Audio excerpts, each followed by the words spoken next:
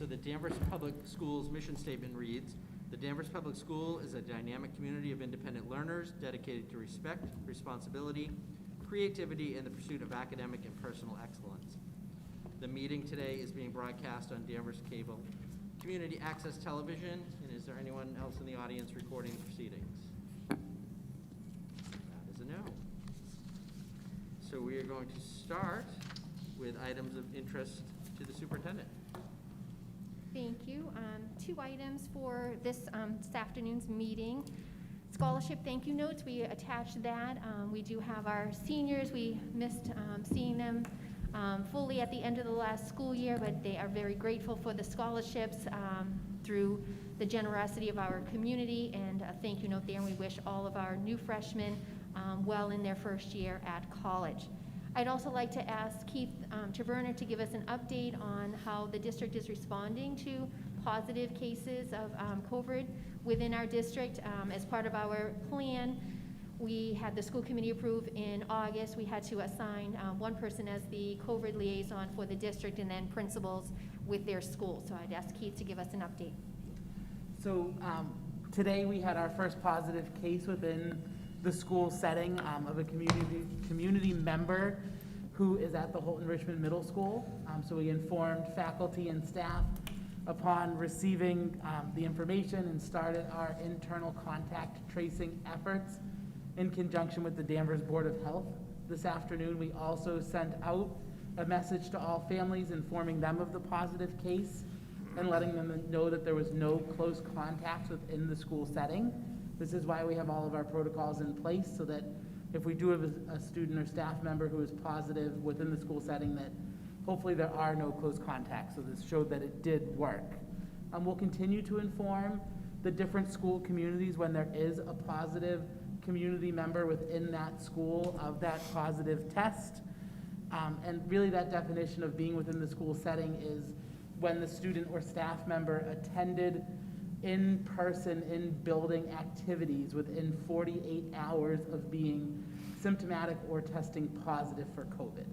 That's kind of the definition. So each case is handled based on its own unique set of facts. As I said, contact tracing within the schools.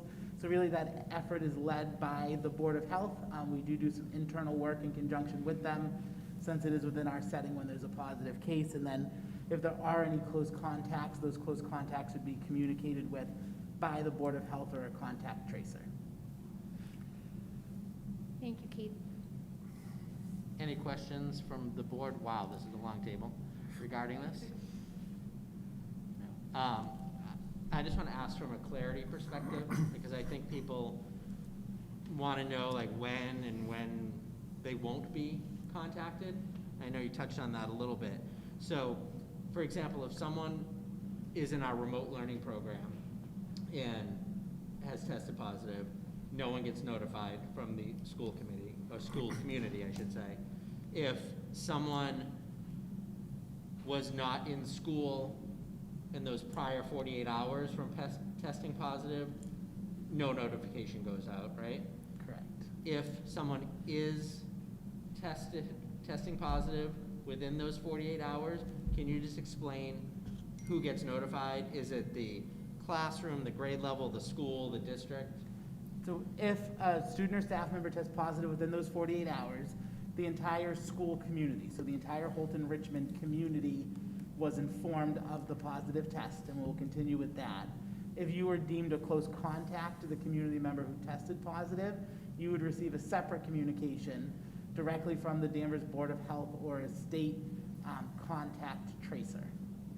With instructions on what you would need to do to quarantine because you came in close contact. Correct, and then we would be provided with some of that information on the backside by the Danvers Board of Health to make sure that we're supporting families in their needs and that they are quarantining as required. Okay, because I think there might have been some confusion out there that if someone tests positive, the entire town gets notified, which is not the case. It's very selective in terms of who gets notified from a school perspective, and then even more selective if it's a close contact. And obviously maintaining, the student or staff member's privacy is the utmost important. So you'll hear us continue to use that a community member tested positive and not even identifying whether it was a student or staff member, to protect everybody's privacy. Mr. Chairman? Yes. So if I can ask, what is the downside of you have a positive test for someone who is in one of the schools? What is the downside in alerting the entire school community to the fact that a positive test has occurred? You're not going to be exposing anyone's privacy. You don't have to say it's a teacher or student, but why not alert the whole school community that, look, we had a positive test at X school, here's what we're doing about it. Therefore, creating a real transparent process, making some of the decision-making on your end as to who to notify and when a little easier. Why not just say, hey, we've had a positive test, and let the entire school community know? I mean, I think we can explore that. I think we just went with, it's really a variation of who needs to know what information, and because you're a student at Riverside, you don't necessarily need to know that a student at the middle school tested positive. I guess when our thought process is using an analogy, if somebody was to bring a weapon to school or one of the other violations of the student handbook, we would always inform that school community, because that's the population that it affects, and that positive test doesn't necessarily affect the students that are at Riverside or the high school or at another school building. So that was the rationale. We can definitely go back and talk about it. I hear what you're saying. I do think that's kind of an imperfect analogy, in the sense that while an individual test, yes, might affect one school, I think the community deserves to have some sense of an overall view of here's what's happening town and school-wide. I think we would go back to working with the Board of Health also to make sure we're in alignment with how the town is also doing it, right? I don't believe we send out a communication throughout the entire town when there's a positive case for the town. So I think we're also trying to follow those pieces. We understand the transparency and wanting to communicate. We need to balance that with the privacy for the individuals within our community. So we, in our work with the Board of Health and communication with, through DESE and with other superintendents, this was the beginning point. And today was our first one, so we appreciate the of feedback course. for us to take back. Thank And I you. get that. Just remember that, if someone tests positive at a business, that's a private business that the town doesn't run or control. Whereas from the school standpoint, it's a public service, public entity. So I think we'd have greater reason to be more transparent. But again, that's just my thoughts. I don't know how anybody else feels. Thank you. I just have, the state is also currently doing, is it weekly, Keith? The results from different districts, if there are positive cases, and I think it breaks it down by student and faculty. Is that correct? It is, yes. So that is something that is made available to anyone. And I believe it's on the DESE website, but different social media, like the news, will post it when it comes out each week. Like, here's the current updated list as well. So I do know that that is one way that the state is also putting it out there. That's all. Anyone else? Comments? Okay, great. Thank you.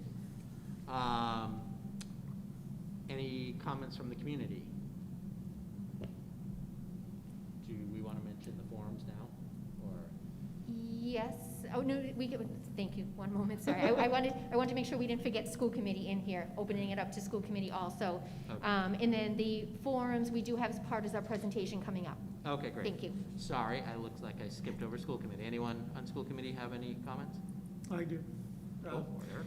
I'm just throwing this out there for some thought. While we're in this very unusual situation, including remote learning, hybrid learning, all of this, and so much going on, should we as a committee consider meeting more frequently than once a month to make sure, even if one meeting is totally devoted to how are things going with the remote learning, how are things going with our COVID response? It doesn't have to be a full meeting, but should we consider meeting more than once a month so that we're as up to date on everything happening as we can be, and for the community's sake as well? So that's a thought. Again, I don't know how my peers feel about this. Jeff, any thoughts on that? If there's something material that would warrant a more frequent review, I would say yes. Like if we had a significant number of outbreaks, or if there was something amiss with the learning model, or there was information that we needed to act on, I would say yes.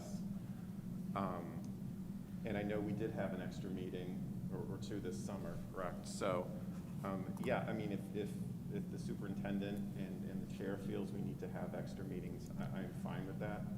Or if this meeting, for example, goes way late and we don't cover everything for some reason, I would support that. But I haven't seen anything yet that suggests we need it. But if we do, I'm fine doing that. Mary Beth? Either way, I would support either way. If we as a committee wanted to add an extra meeting in each month to keep the community informed as to what's going on and updated, fine. If that's going to help give better communication, I'm for that. Whatever the committee decides, I'm fine with. Arthur? Yeah, I'm also fine with whatever is needed. I don't want to have a meeting where we have nothing to do. But certainly, if we need to do extra meetings, like we've been doing really since the summer, as needed, we should have meetings. I have no problem with that. So I guess I don't think we necessarily need to schedule like a meeting every 2 weeks, but I would say that I'd leave it to the chairman and the superintendent to feel free to have us come back. It's not a problem, but if it's needed, let's do it. And I will say there's less time between this meeting and our next meeting in November, because we're meeting again on November 9th, so what's that, about three and a half weeks? Okay. But, Dr. Dana, do you have any? I agree. For the next meeting, we do have, it's 3 weeks because of holiday and another special town meeting for November. And we do have the forums coming up, so that will be an opportunity to hear from the community also. And where it's a 48-hour notice, that would be very helpful, that knowing that if we did need a vote or needed a change, that the committee was very open to setting up another meeting. And I think similar to what we had in the summertime, if it needed to be a different day of the week, that you have been very accommodating with that. So we really appreciate that, and we could, Dave and I could work on that through each meeting. Thank you. Great. All right, Thank you, perfect. Mr. Chairman. Thank you. All right. And I believe, unless I missed something, we're going to Max. Thank you. So I'd like to introduce, well, I don't need to introduce Max because Max has been here with us, but to set the context for Max's work with the school committee this year. So we're going to use this as an opportunity to change the format that we've had for a number of years with our student reps and sharing what would happen at the 7 schools. This year, Max really has a passion also for the work of equity and has been known as a leader at Danvers, a student leader at Danvers High School, and showed that again, demonstrated that over the summertime. So Dr. Colombino and Max and I met last week to talk about, and then also with Mr. Thompson as to the role of our school committee student rep. So Max is going to be giving us updates from the high school from a student perspective. He's also on the school council, and I'll let him share a little bit more about his future plans also. He's made a decision for college too that kind of fits right into where he sees himself growing in his education and as a citizen of the world here with us and working with us. So with that, we would also look at Danvers Pride presentations, looking at it differently for this year, of working with our principals, putting together something that they would do, an update from their schools over the 7 months also. So we'll look at that differently this year. So And this, as we discussed, if there's obviously something going on at a particular school other than the high school, that information can either come to you or to Max. yes, very good. Okay, thank you. So with that, we really want to turn it right over to Max for some updates. Sounds good. Well, thank you very much, Dr. Dana. As she said, my name is Max, and I'm a senior at Danvers High, and next year I'll be going to American University in DC to continue my athletics and academic career. If you guys don't know, I'm a wrestler at Danvers High, and pretty much I just want to start off by talking about this club that Lil Montevecchi, who is a rising sophomore at Danvers High, we have both created an anti-discrimination club in light of the things that have been happening over the last couple months.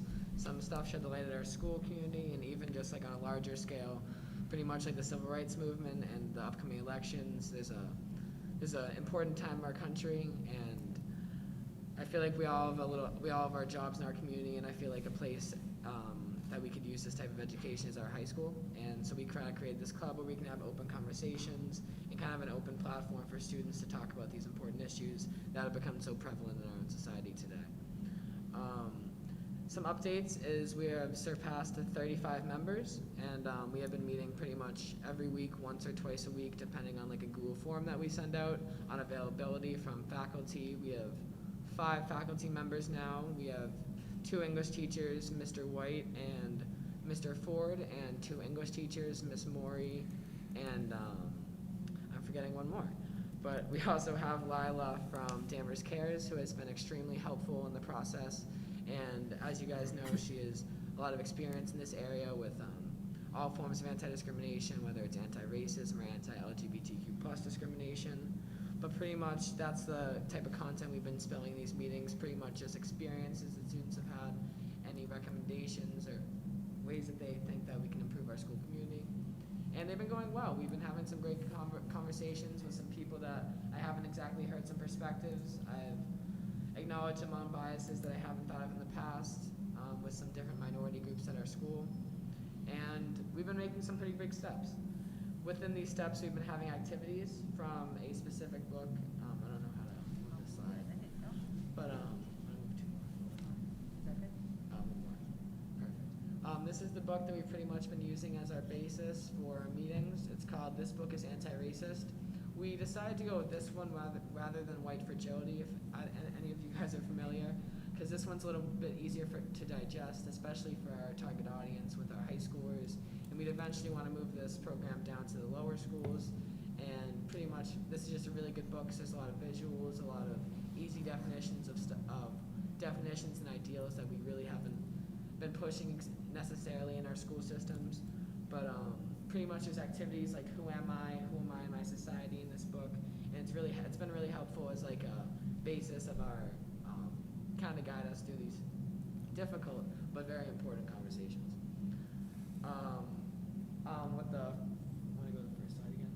With these slides are some student art that we've had in the last couple weeks from a student named Noelle Borbeau. She is a senior like myself, and she has created some amazing pictures of art soon to be up in the high school on a corkboard that we have been designing for the club. But we have this first one, which is All Lives Can't Matter Until Black Lives Matter, which we plan on putting up in the high school in the next couple of days. And the second piece of art is You Matter, which this one's my personal favorite because it shows the diversity that we pretty much want to highlight in our school and show the importance of. And that's a really interesting and unique part of our club, is we have a lot of different students from different demographics and different parts of our school. For example, we have some athletes, we have some theater kids, we have some band kids. So pretty much every perspective you can think of. And that's been really important to show for our class, like the different types of diversity you can see, and pretty much give everyone a different perspective than they might have had before. Along with the corkboard that we began to put up in the high school, we have started an Instagram page, which is called Diversity at DHS, which we plan on posting pretty much events, updates, any information about the club, and then other content, including infographics on anything anti-discriminatory, anti-LGBTQ+, and pretty much anything along those lines. Some feminism posts, pretty much just spreading the good message of our club on a larger platform for more people to see. Next, and I think arguably one of the most important parts, is we have began the steps to create a course at Danvers High, which would be an anti-discrimination course, whether it's an exploratory or any type of setting, where you pretty much have these open conversations throughout the school day with maybe an English or a history teacher, like one of the teacher advisors we have in our club already.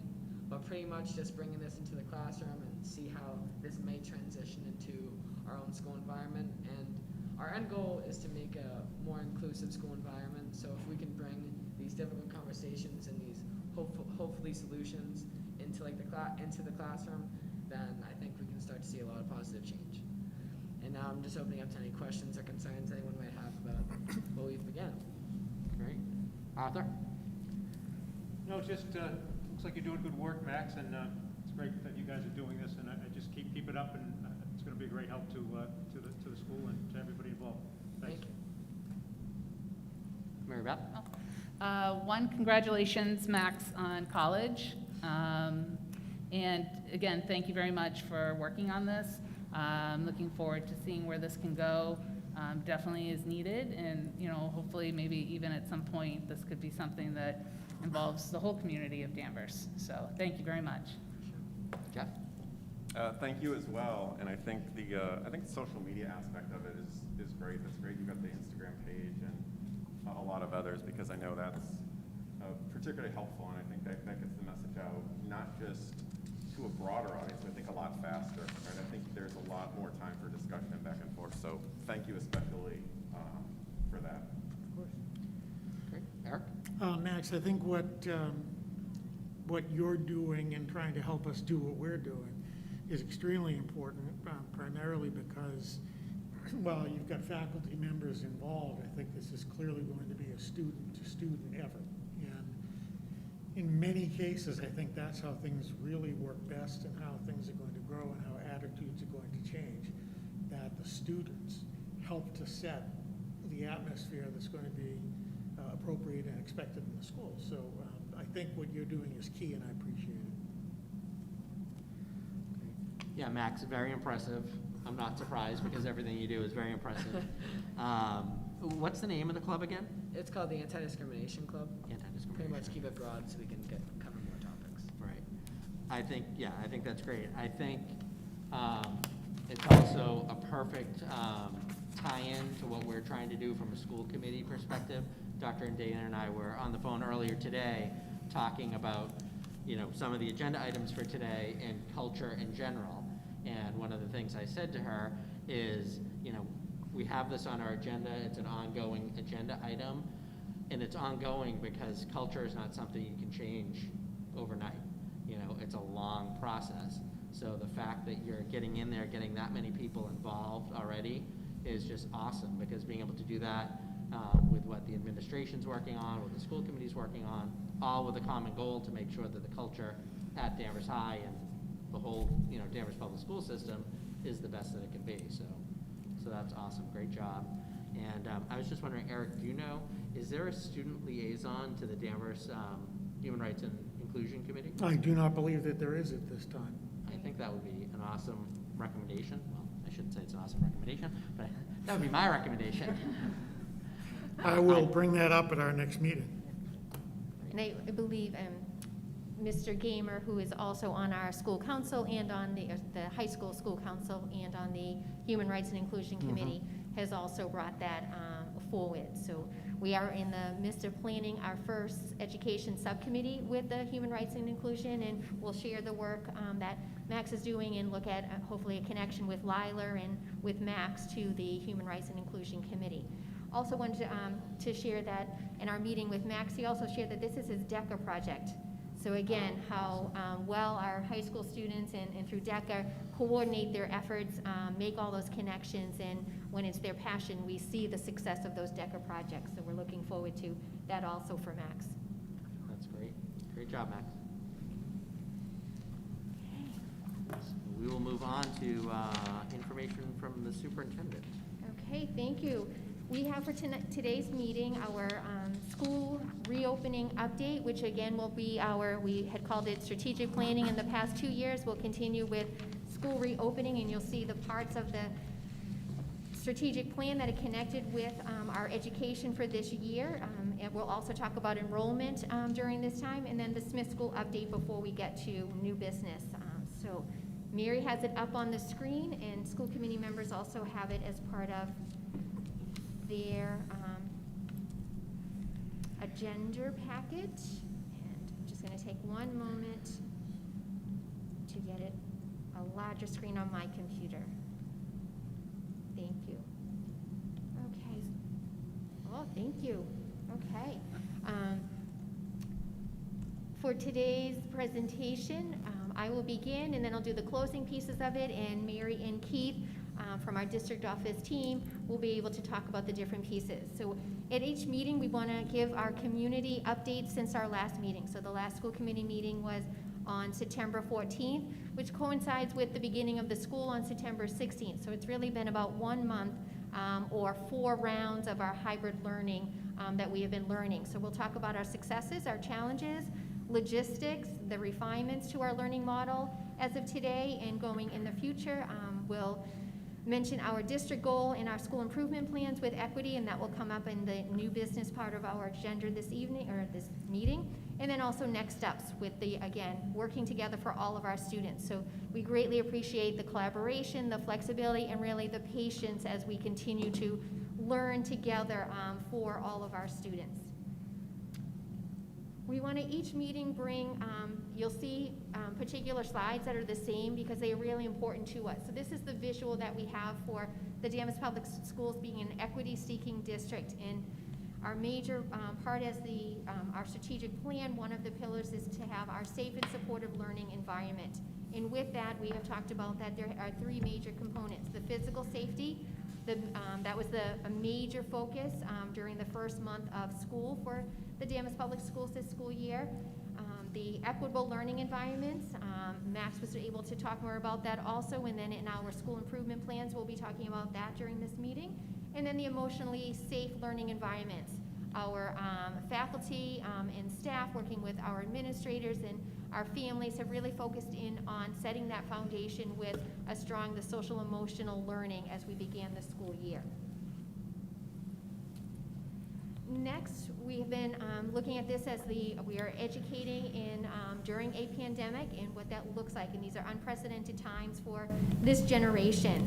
When we look at this, the Danvers Public Schools will sustain our commitment to the same teaching and learning concepts that we have focused in since 2018 that we began this 5-year strategic plan.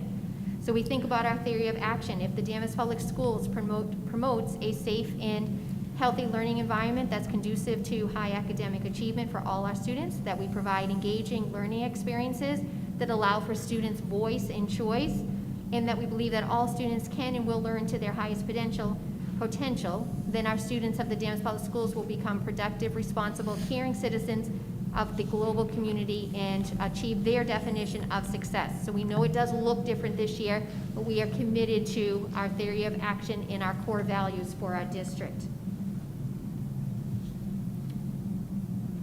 As we wanted to use this visual also that we had back since August 6th in looking at the range of what learning could look like in our Massachusetts schools. For the Danvers Public Schools, we are in the hybrid learning, and we also have our full remote plan as an option alternative for our families in Danvers. So both of those are running simultaneously at this time. So this time I'm going to turn it to Keith. So as we've said, our priority was getting our students and educators back to school in person safely. And hopefully all of our families have seen this graphic multiple times. It's kind of our 4 core pillars for this year to make sure that everybody remains safe and we mitigate the risk the best possible. Wearing the mask and face coverings, the physical distancing following the CDC recommendations of 6 feet, hand washing and hand sanitizing multiple times throughout the day, and when you are sick, stay home. That's really probably the most key out of all of it is if you're not feeling well, stay home so that way other people aren't getting sick as well. To review our reopening logistics and the success we had in mitigating the risks to the physical learning environment, really looking at the social distancing, planning for arrival and dismissal, planning for bus transportation, air filtration, cleanings and deep cleanings on midweek and over the weekend, looking at mask breaks and coordinating those in the time of exposure that kids are without masks on. How do we coordinate lunch, our visitor protocols to the schools, purchasing and distributing all of the PPE, hand washing and sanitizing, our COVID response protocols, which we talked about a little bit earlier. I'm happy to report with our first positive case that we had within the schools that there were no other close contacts within the school setting, and then really focusing on the technology that we had and getting that off the ground and running with the various Google Classrooms and Zooms and really making sure all of that was running the way it needed to. So again, going to our successes, our reopening successes and challenges, we met our initial call to action, which was reopening school with students in person in our hybrid model while providing a full remote learning alternative staff by Danvers teachers. So if you remember, we went through at one point looking at the state option that would be run, and based on parent feedback, we did move to having that be a fully Danvers-based option based on the feedback of the community. And then again, really the health and safety of our students and teachers and staff were and continue to be the main focus, balanced with student learning. Our challenges, we realize it's not working. You know, this isn't the way any of us would dream of educating our children. We realize it's not working perfectly. Our continued challenge is the amount of live direct instruction that students receive and the challenges that come with a hybrid model. Each day we have 3 different types of learning happening. So we have hybrid in-person, hybrid remote, and then our full remote, all done with our current and existing staffing that we ended last year with. And then due to budget constraints and the timing of the funding available, we are unable to add additional staff at this time. So again, as we continue to look at what revisions we can make, staffing obviously is one solution, but that's a challenge with the way the financial picture is laid out, along with our physical space. So these are slides that we shared on August 6th with you. We thought it was a good opportunity to go back over them again. So our Chapter 70 funding is level to FY20. That stayed with kind of the governor's most recent proposal last week, postponing the Student Opportunity Act and maintaining that funding level. We did receive 2 grants. One was through the Elementary and Secondary Emergency Relief Grant, which was $258,000. Some of that went to private school through allotments, and that has a June 30th, 2021 spending date. And then we have the State Coronavirus Relief Act, which is through the federal government, that is $781,000, and that money expires on December 30th, 2020. Obviously with that, that presents challenges when it comes to the way our fiscal year and school year runs. It makes it difficult to put any additional staffing in as part of that money because the fiscal length doesn't run the same length of our school year. You'll see that we've already accounted for spending over about 2/3 of that money, coming up on 2/3 of that money.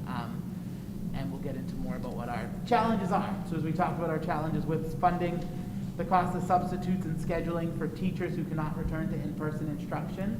So we're happy to report that really we met all of the Tier 1 and Tier 2 requests, which is what we kind of categorize them as, which was medical challenges that staff had directly that didn't allow them to return to the building, as well as people who had extenuating circumstances with people who lived in their houses, people they cared for, elderly parents, whatever it might be. We were able to meet all those requests in Tier 1 and Tier 2.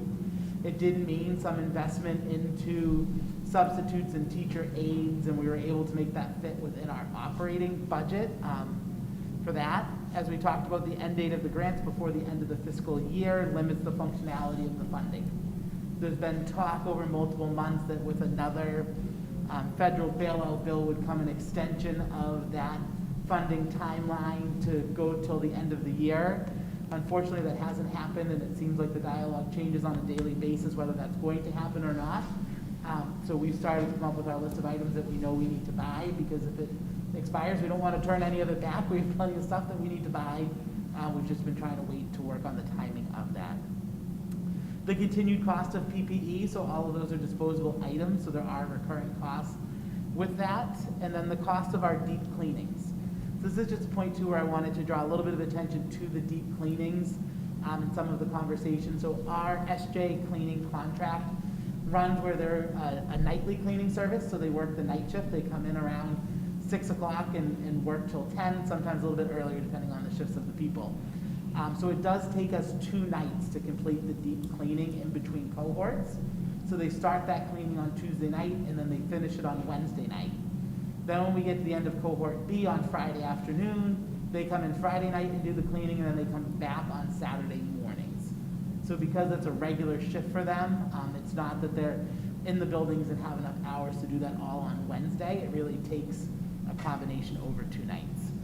It is a costly program that we're investing significantly in conjunction with DPW and the town to ensure everybody's health and safety. So that's one of our budget concerns and looks as we work collaboratively with the town, who also has some Coronavirus Relief Act money, and looking at the different expiration dates for all funding sources and how we work together to maximize those for all the needs.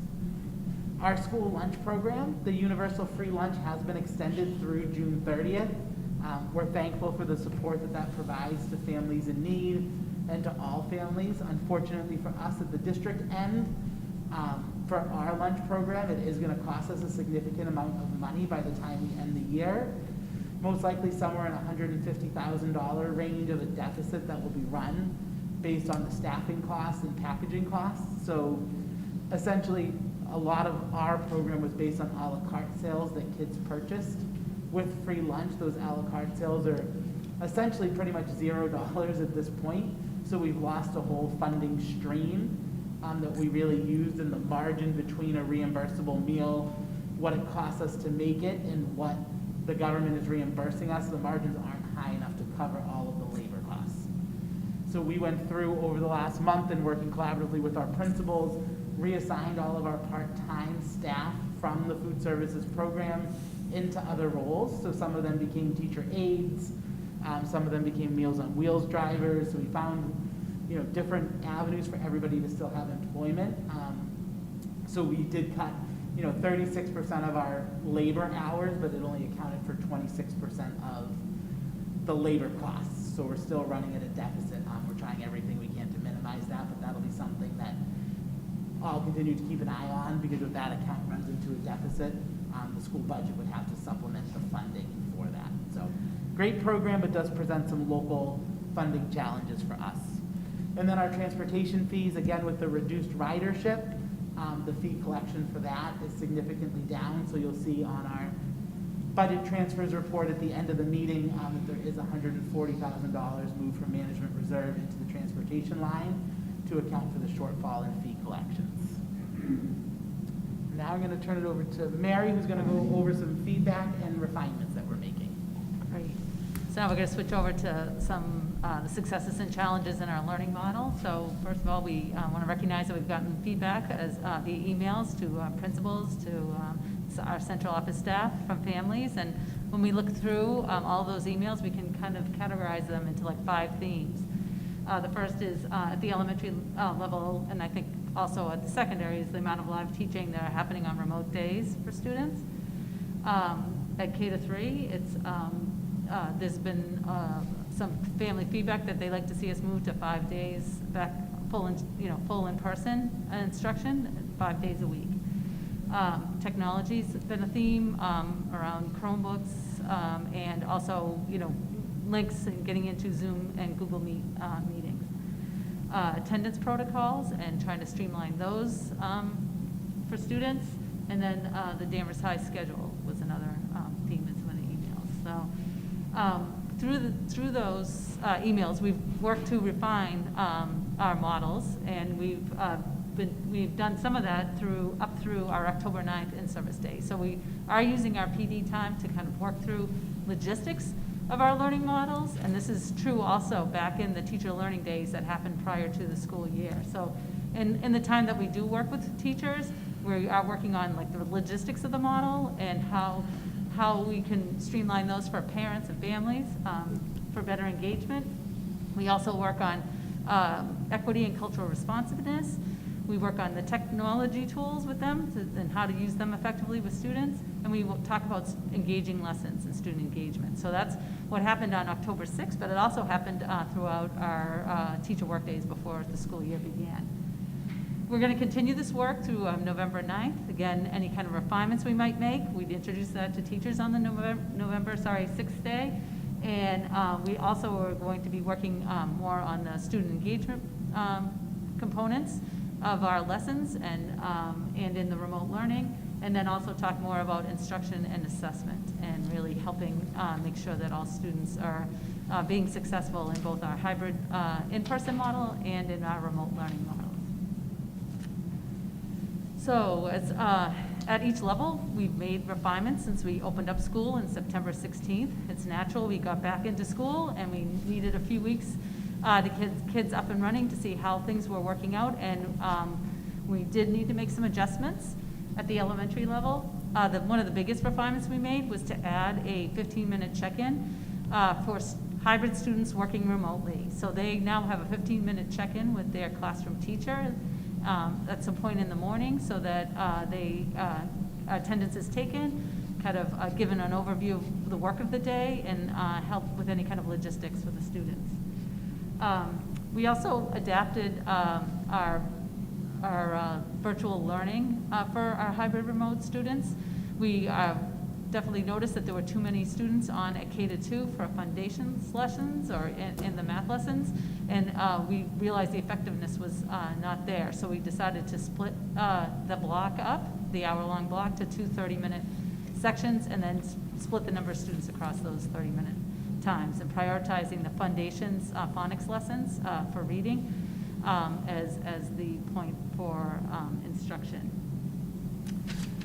We've also added hours for mathematics support with our Title I program at each school, so grades 3 to 5 can get some support in mathematics as they're working on their lessons remotely. We've also held the open houses, so the classroom teachers were able to meet with families in their classrooms so that to clarify the expectations for students and to discuss any kind of logistics or issues that students might have. And we really worked, again, on, as our priority was to open up in a hybrid model, to have kids in person. We really prioritized that social emotional learning for hybrid students because they were in person, seeing their peers and being with their teachers. So that was it's something that we've really worked on in the hybrid learning system. And we really, want to remind everyone that we're really working hard to balance the in-person and the social emotional benefits with the remote learning instruction as well. At Holt Richmond Middle School, they also made refinements into their grade level check-ins so they could streamline the attendance taking and really help students with any kind of logistics or logistical issues that they would experience during their remote learning time.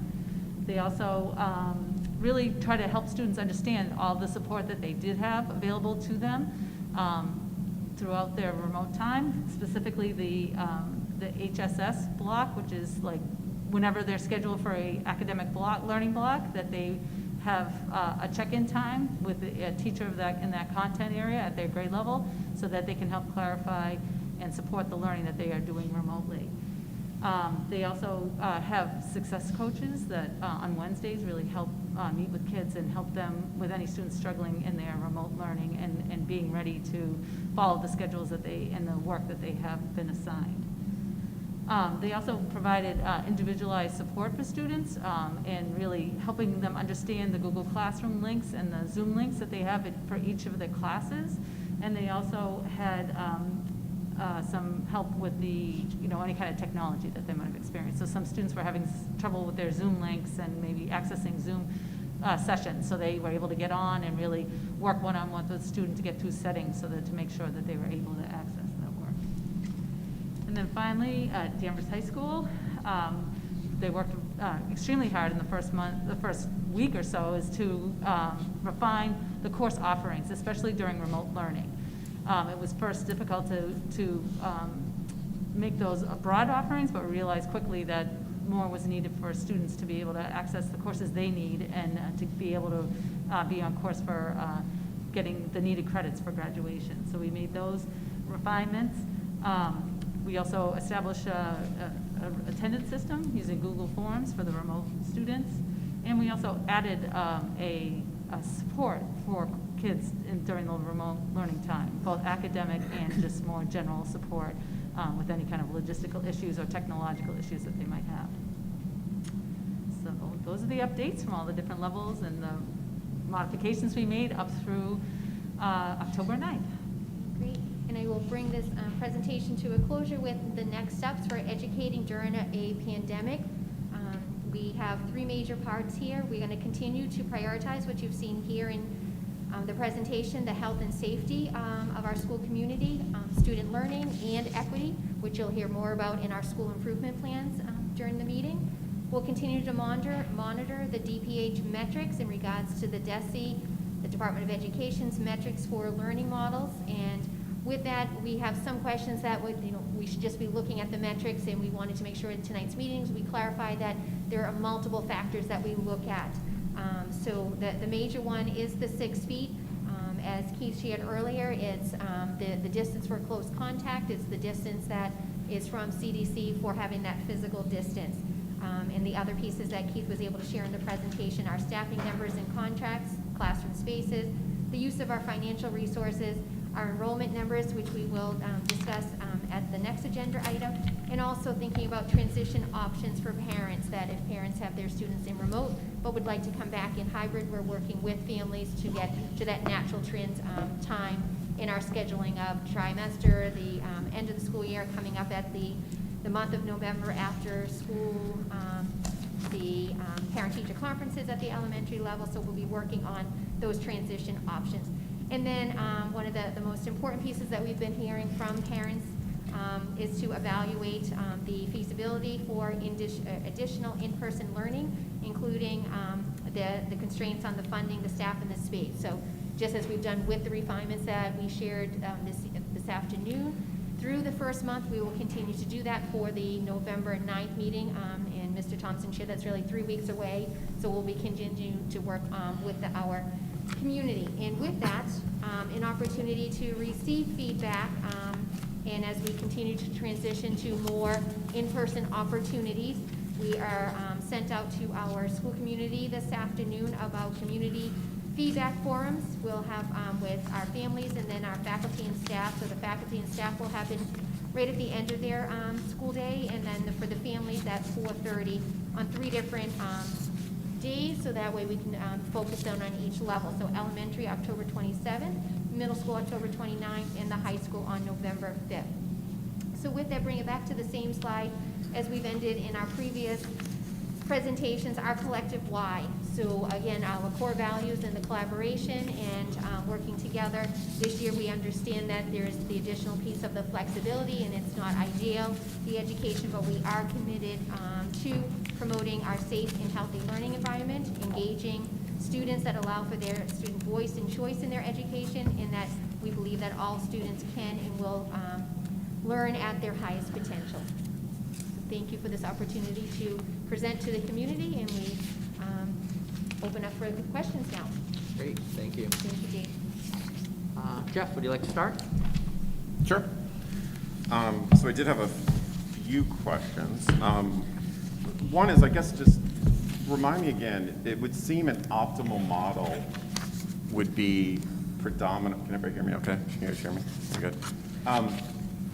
Would be predominantly, and this is maybe not for early learners in elementary, but certainly for middle school and high school, almost like 3 cohorts, cohort A, cohort B, and cohort C.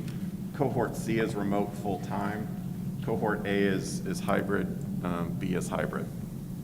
Why don't teachers on remote days for, say, cohort B, just turn the computer around or use a smart board and teach the same material to all students live versus remote, so that even remote students would get the benefit of the same education, the same teachers, only they wouldn't be in any of those hybrid models.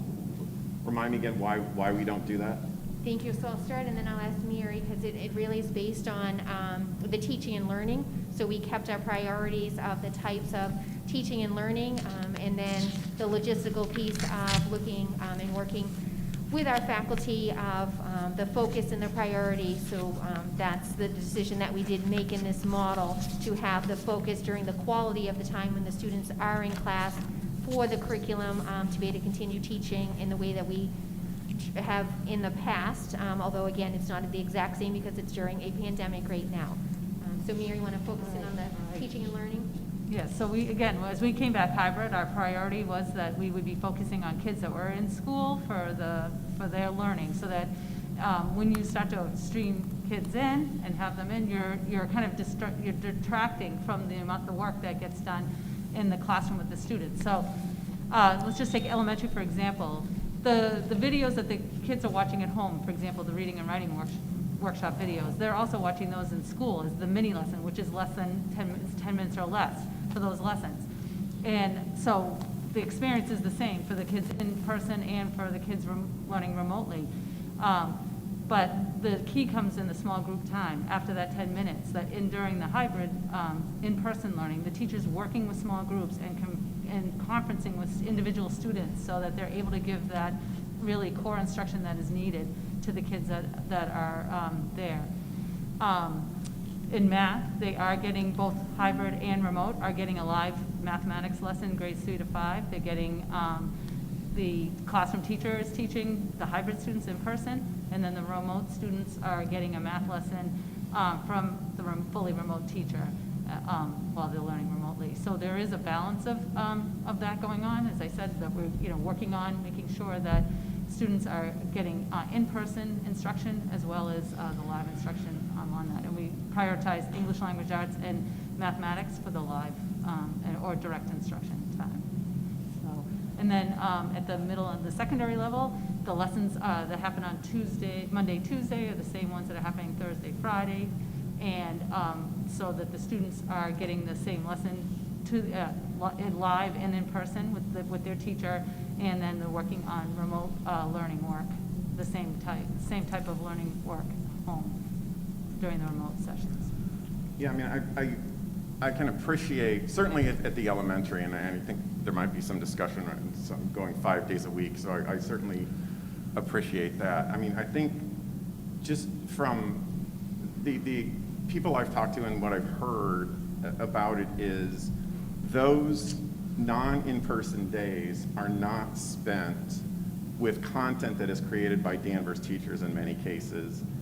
In many cases, the students can spend 15 minutes checking in and then not spend a lot of time the rest of the day. In other words, they're done very quickly. And so, you know, my question is the benefit of having a teacher teach the same material twice, is that better than having the live stream at the secondary and certainly in the middle school?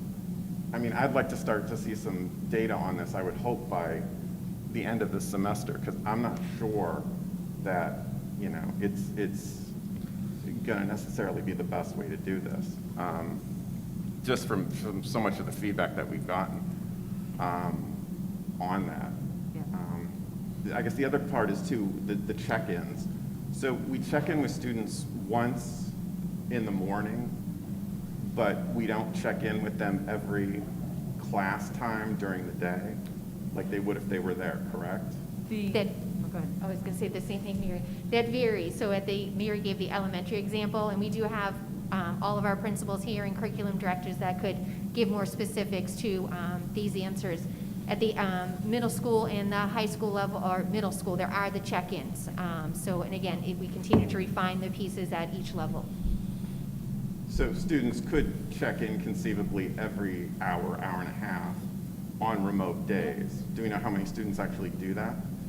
Adam, would you, or both of you, sure? So at the middle school, you follow your same schedule when you're home. So it's not just a check-in, it's called, what we call is the HSS block. It's a 45-minute required block with a content-based teacher. So that if you're an 8th grade math student, if you had math on Monday during C block, that would be for 90 minutes. And then when you're home again on Thursday, you would have a 45-minute, you would do 45 minutes of independent math work from your teacher, and then have 45 minutes with the 8th grade math teacher who works remotely. So you have that for your 4 core subjects, math, science, ELA, and history. So you do have, it follows your schedule. So it's hard for me to say exactly how many times that happens. It would be anywhere from, the average would be like 2 times on your hybrid day when you're home. So you'd have 2, and it's not a check-in, it's 45 minutes of instruction with your class. And I imagine we can get statistics on this from the technology team, right? We can see how many hours students are on average on their Chromebooks on off days, correct?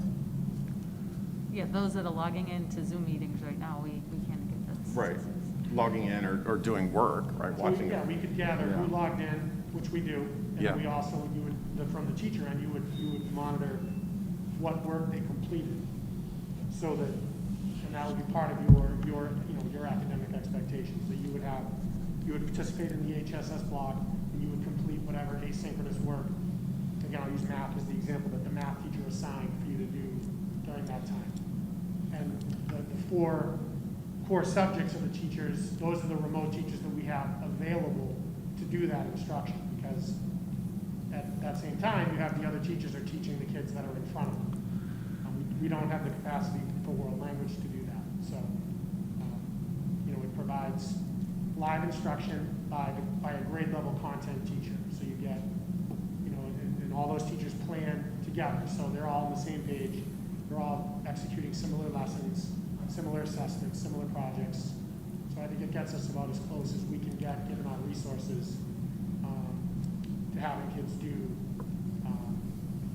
both live and independent work on those days when they're home.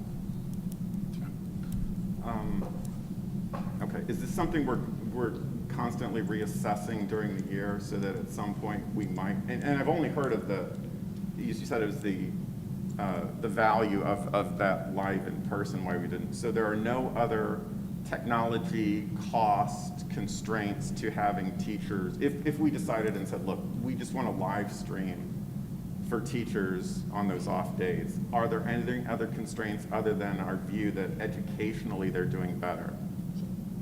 I mean, I don't want to speak for the technology department, but you're talking about then a significant amount more of use of our network. What you're proposing is basically every class is going to live stream every block, every minute of the day. Yeah. I'm not in the technology department, but that would be a significant increase of our technology resources.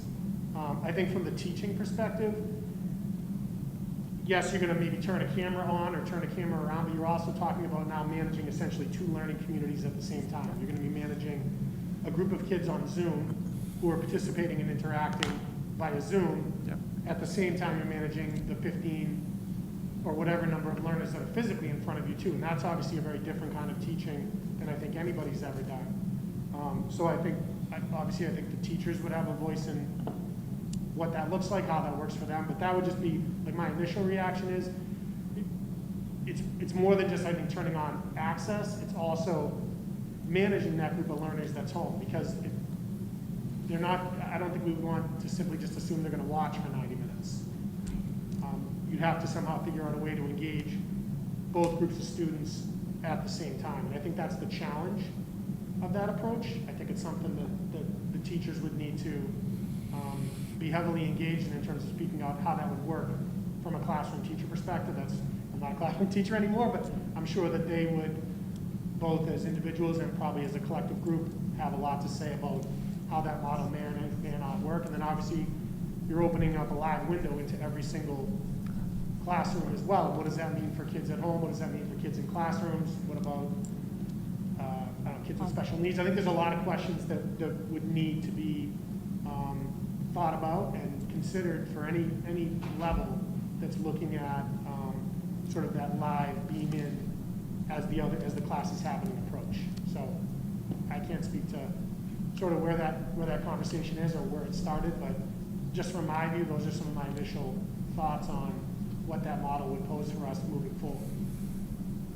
Speak to that a little bit more. So this summer, when we were doing our research, when we were developing the model, we drew upon the research. I can't pull the author's name off the top of my head, unfortunately, but I can get it for you. But it was the researchers at Harvard Graduate School of Education behind the deeper learning movement.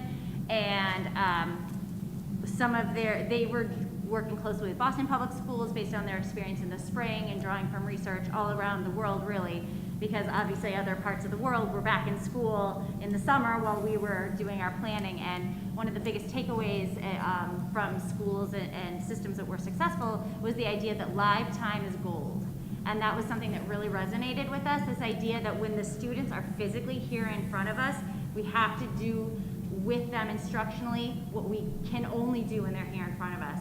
And that there are different types of activities that are appropriate for them to do when they're home, but when they're here in front of us, that time is precious and we need to use that 90 minutes accordingly. And so there are just certain things that if you believe that live time is gold, there are certain things that don't translate to doing through a camera with kids who are home. So that was something that really was very influential in us in our development of this instructional model. And I think that's fair. I mean, I would just like to see some sort of data or some other data point other than, you know, it seems to be the way that this is working. Because my concern is, and I mean, let's put it in simple terms, a month into the school year last year, if you were a student in chemistry, have you learned the same amount this year that you would have learned last year? Are the students at the same proficiency? Are they learning as much? Because it sounds like if you're splitting the time and then showing them something else, they're not learning as much. So I think probably the short answer is no. I mean, the reality is, I think for us, and I don't know, speak for all my colleagues, but I think for us to start the school year, it was very much about, we want kids back in the buildings in a safe and healthy manner. And I think we started there with our emphasis. At the middle school, it was about how do we bring 400 to 500 kids into this building and get adolescents to adhere to a number of rules and a number of restrictions that, how are they gonna do with that? I'm proud to report they've done a wonderful job with it. They've been amazing. So I think for us, 4 weeks in, where we are, we said, okay, can we get these kids into the building, keep them healthy, keep them safe, respond when there is COVID, and I think we've been able to do that. So for me, where we are, the next step is, now how do we up the ante? How do we add rigor? How do we add more instruction? How do we make the assignments and the activities that are at home more meaningful, more structured? And how do we account for engagement? How do we hold kids accountable too? We recognize this is not ideal.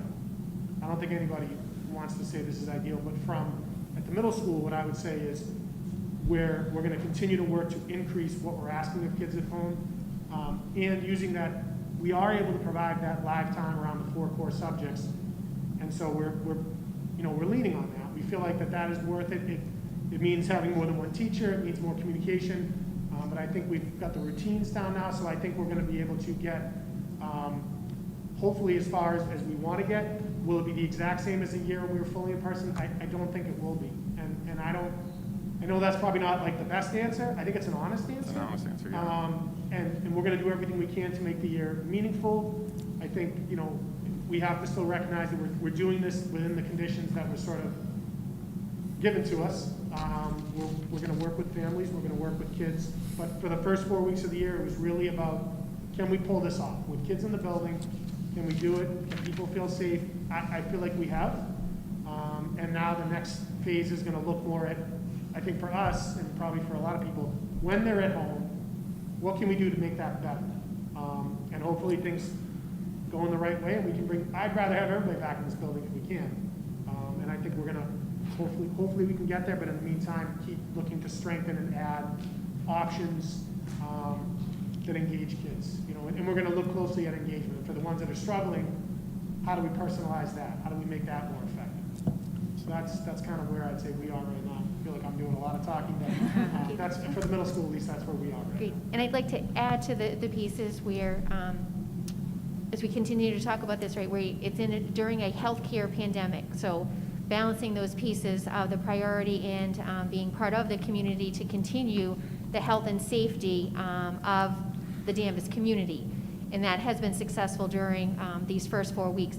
What we may not be hearing at the other levels, but we have made it a priority here, is to prioritize the curriculum, prioritize what is the most important. We understand there are probably more frameworks. We understand there'll be, you know, at the moment, MCAS. We understand those pieces, but trying to fit everything in, we know we can't fit it all in. So we are prioritizing what parts of the curriculum, what parts of that chemistry course are the most important for our students at this time in their learning. And then because our classrooms are now so open, because the teachers are out there with the remote pieces on the remote days and seeing, and parents are seeing what's happening with the curriculum, all of those pieces there, that looks different. So when a child may have finished early in a classroom and the teacher was able to have them do something, or how about you sit and read for a few moments, or here's an extension, that looks different. And as each of the groups could tell you, and thank you to Adam and Ellen for sharing the middle school example, that is what we will be continuing with the refinements, with the November early professional development day, in January, early release days on Wednesdays, in the second half of the school year. Those are the pieces that we'll continue to add for those student engagement pieces and the enrichment pieces, the additional support pieces. During the school improvement plans, we'll be talking about the multi-tiered system of support, so getting all of that back again. And again, after not being here from March 15th or so, that for 2 months, 3 months, right? Almost 3 months, we were not in school. So for 1 month being into school with the success of the health and safety, and then continuing now with the refinements for the academic pieces, that learning. So we'll continue to do that. We're committed to doing that work. And we, again, can really appreciate the support of our community, the feedback from the community. Each piece of feedback that comes in, we have to evaluate it with, if this happens, what's the domino effect on the other pieces, because it is so different than a traditional all in-person or all remote type of setting. Yeah, and I feel like the resources piece that we sort of touched on, I just wanted to close off on the technology piece, because yeah, there are bandwidth and there are sort of other capacities. I feel like those might be addressable easier than some of my other ones. My next question is on the capacity of teachers. So this model therefore requires correct me if I'm wrong, a separate set of teachers who are doing exclusively remote. How many teachers do we have teaching remote students versus how many are teaching hybrid students? So it's not necessarily that cut and dry, because we have kind of this combination of, especially at the high school and middle school level, where we have some teachers beaming in to teach kids that are in the classroom, to work through the different staffing needs. But I'll say about 15% of our students are in a full remote model. And I would say it's probably close to the equivalent percentage of our staff. So there's probably less than about 40 staff members, so maybe around 10% of our staff that's working fully remote. Okay, and how many teachers beam in to do that? Well, we have about 330 teachers and about 500 total staff, and we have a little over 40 working remotely combined, so probably about 10% of the teachers, around 33 teachers. So 10% of our teachers have students live in a classroom? But Oh, the no, teacher's no, not sorry. there? No, I would say it's probably a total of 6 or 7 different teachers, and primarily at the high school. I think the middle school is 1, and then the high school has the rest. Yeah. Yeah, if that's the technical term.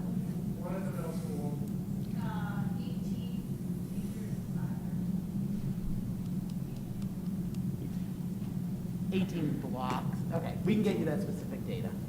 Okay, yeah. But 'cause- it's more at the upper levels, where the kids are more able to handle that format, and we even realize that that's not ideal, but building the high school schedule, we found it important to give kids the variety of electives that they wanted, so it had us result in doing more of the beaming in than we may have chosen if we wanted to give less elective options.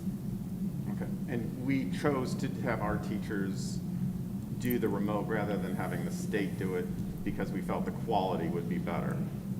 Correct. Okay. What is, just the last question is on the high school. It says refined expectations for remote learning. Whose expectations are we talking about, and what are those refinements? It is more about, from the teacher, refining their expectations and communicating them well to their remote students, both in the hybrid and in the full remote learning model. So teachers telling students, this is what I expect of you in a remote environment. Right. I think in the early days, the engagement on the remote learning might not have been what they wanted it to be, and that they should be following, just as Adam was explaining at the middle school, they have a schedule that they should be following and doing the remote learning work at those different blocks of time, so that was part of communicating that and making sure that work was getting done during the school day. Okay, good. Those are my questions, thank you. Sure. Eric? Me? Yes. Good, thank you. I'll have some comments on them, and I guess to begin with, all of us understand that this is the most unusual time we're ever going to face educationally. And there is no way realistically to expect that it's going to work smoothly, it's going to work anywhere near perfectly, or the amount of content that's delivered is going to be the same. That's just the reality. And I'll have some more specific questions as we go along, but I actually want to start with, if Max is willing. I mean, you know, here's a student who's in the high school experiencing education. I assume that you're doing hybrid, you're there sometimes, you're home other times. Can you talk to us about what your experience is like during both of those educational methods, when you're there and when you're learning at home? For sure. Myself, I'm in cohort A, so I'm in school in person on Mondays and Tuesdays, and on Wednesday, I'm in Zooms from, I believe it's 8:25 to 11:15 or 11:30. And Thursday and Friday, I do my remote days. And to start with the first in-person days, those are, like we've been saying, like the in-person is very key. Personally, I take 4 AP courses and 3 honors classes. And with my AP teachers, a majority of the work we do in our pretty long periods on Monday and Tuesday is lectures and catching up on what they want, on the assignments they want completed for their remote work for the next couple days, like on the Thursday and Friday, what they want us to be doing on those days, and pretty much just communicating the content, which content they want us to be working on at home.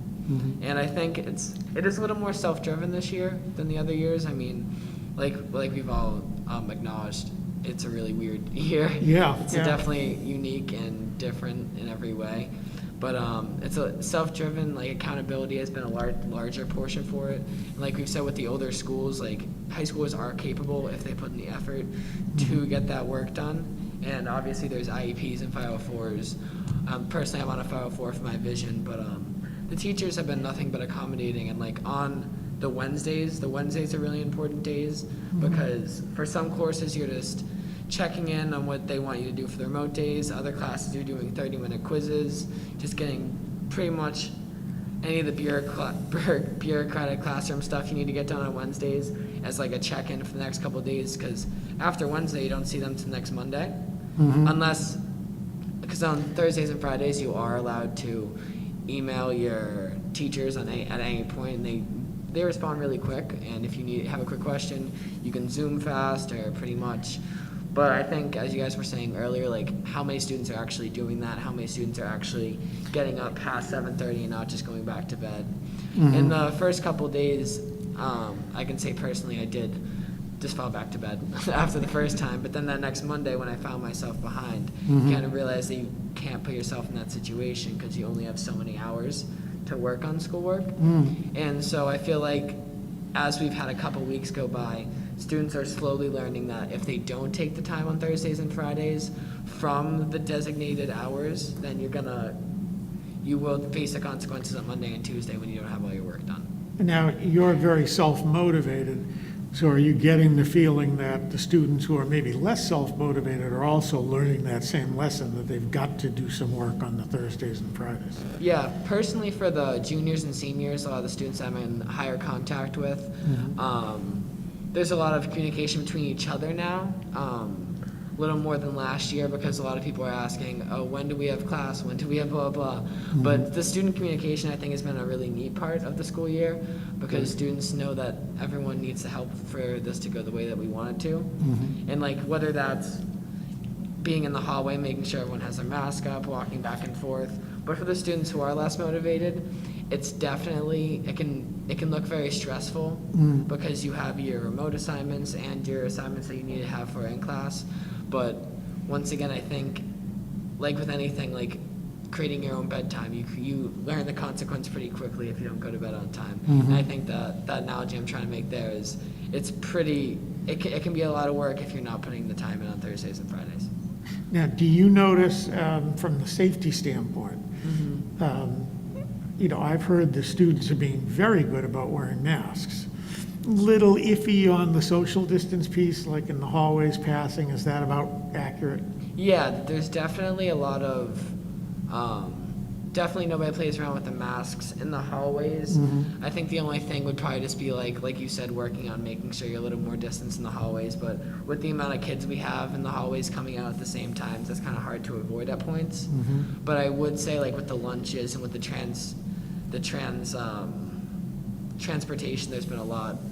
it's looking pretty good, Good. especially in the beginning of the morning at the end of the school, which is some key parts that I think the school is worried You know, about walking in. One thing that is, I guess, I don't want to term it as feedback, because it's not your responsibility to whip the high school into line, but, I was out Saturday in passing through the square, and there were 10 students who looked like they were probably freshmen, sophomores, out in front of one of the local stores here in town on their bikes, not a single one with a mask, just kind of hanging out all together. So to the extent that this works, it's going to take cooperation from everybody. So to those of you who are student leaders, and I have a feeling you are definitely one, keep encouraging people to do the right things so that things can only get better if you guys do. So I appreciate the feedback, Max, and the honesty in terms of what's happening.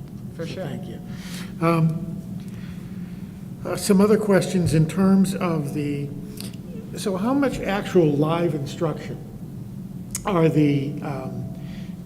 the elementary students getting in that first couple of weeks to a month of school? Okay. Not, the ones, I'm sorry, I should qualify that. Thank you. The remote students, not if they're in class, obviously, they're with the teacher. But the students who are home during that first 3 to 4 weeks, how much actual direct live instruction were they getting remotely? Okay, so it depends on what level you're at. So. I'm the first- talking about elementary to At start. the elementary level, they were getting an hour of instruction at the elementary level. I'm looking at Julie. Definitely, I think they were supposed, at K-2 was a 30-minute foundations lesson and a 30-minute math lesson. And then the grades 3 to 5 was a math lesson that they were getting. So they were getting that in there. And then at the Holton Richmond, you just heard that they were getting 45 minutes per block, that academic block that they have. So I think that could have, been around 90 minutes or, 90 minutes a day, give or take, probably a little bit more than that, so. Okay. And then at the high school, there, if you're a hybrid student, is it the full remote you want to know, or the? Well, I'm curious as to how much, if a student is at home, because one of the things you identified on the slides as a challenge is the amount of, let's see, our continued challenge is the amount of live direct instruction students Right, receive. right. So if they, At the elementary and middle school level, we're really working to balance the full remote instruction along with the hybrid remote instruction. And the full remote teachers are responsible for Well- that. So that's why it's variable about what that, when we get to the Danvers High School, there's no live instructions during hybrid remote times, but there is live instruction for the full remote students. okay, so the refinements that you've put in place so far, have we been able to increase, is that working to get some more FaceTime for the Right. students who are remote or hybrid? Exactly. The refinements we made at the elementary level was actually around the quality of live instruction. So we did those 15-minute check-ins with their classroom teacher because they were, prior to October 9th, the students were logging on, and there could be 30 kindergartners on a session getting an attendance taken and then a foundations lesson. So we realized quickly that that wasn't working well. So we worked to make that refinement so that that was working and having better quality instruction happening in the day. So at Holton Richmond, they always did have the HSS block, but I think the communication with the students and really making sure that they understood the requirements of logging in and taking part in those blocks. And also adding in the grade level check-in meeting where that could be more of a logistics, like if the students were having trouble with logistics like links and things like that during the day or understanding their schedule, they were able to do it. So Adam and Ellen do a grade level meeting each day to check in with the students in the hybrid system working remotely. So they do that Monday, Tuesday, Thursday, Friday, and they have 3 different times a day for each grade level.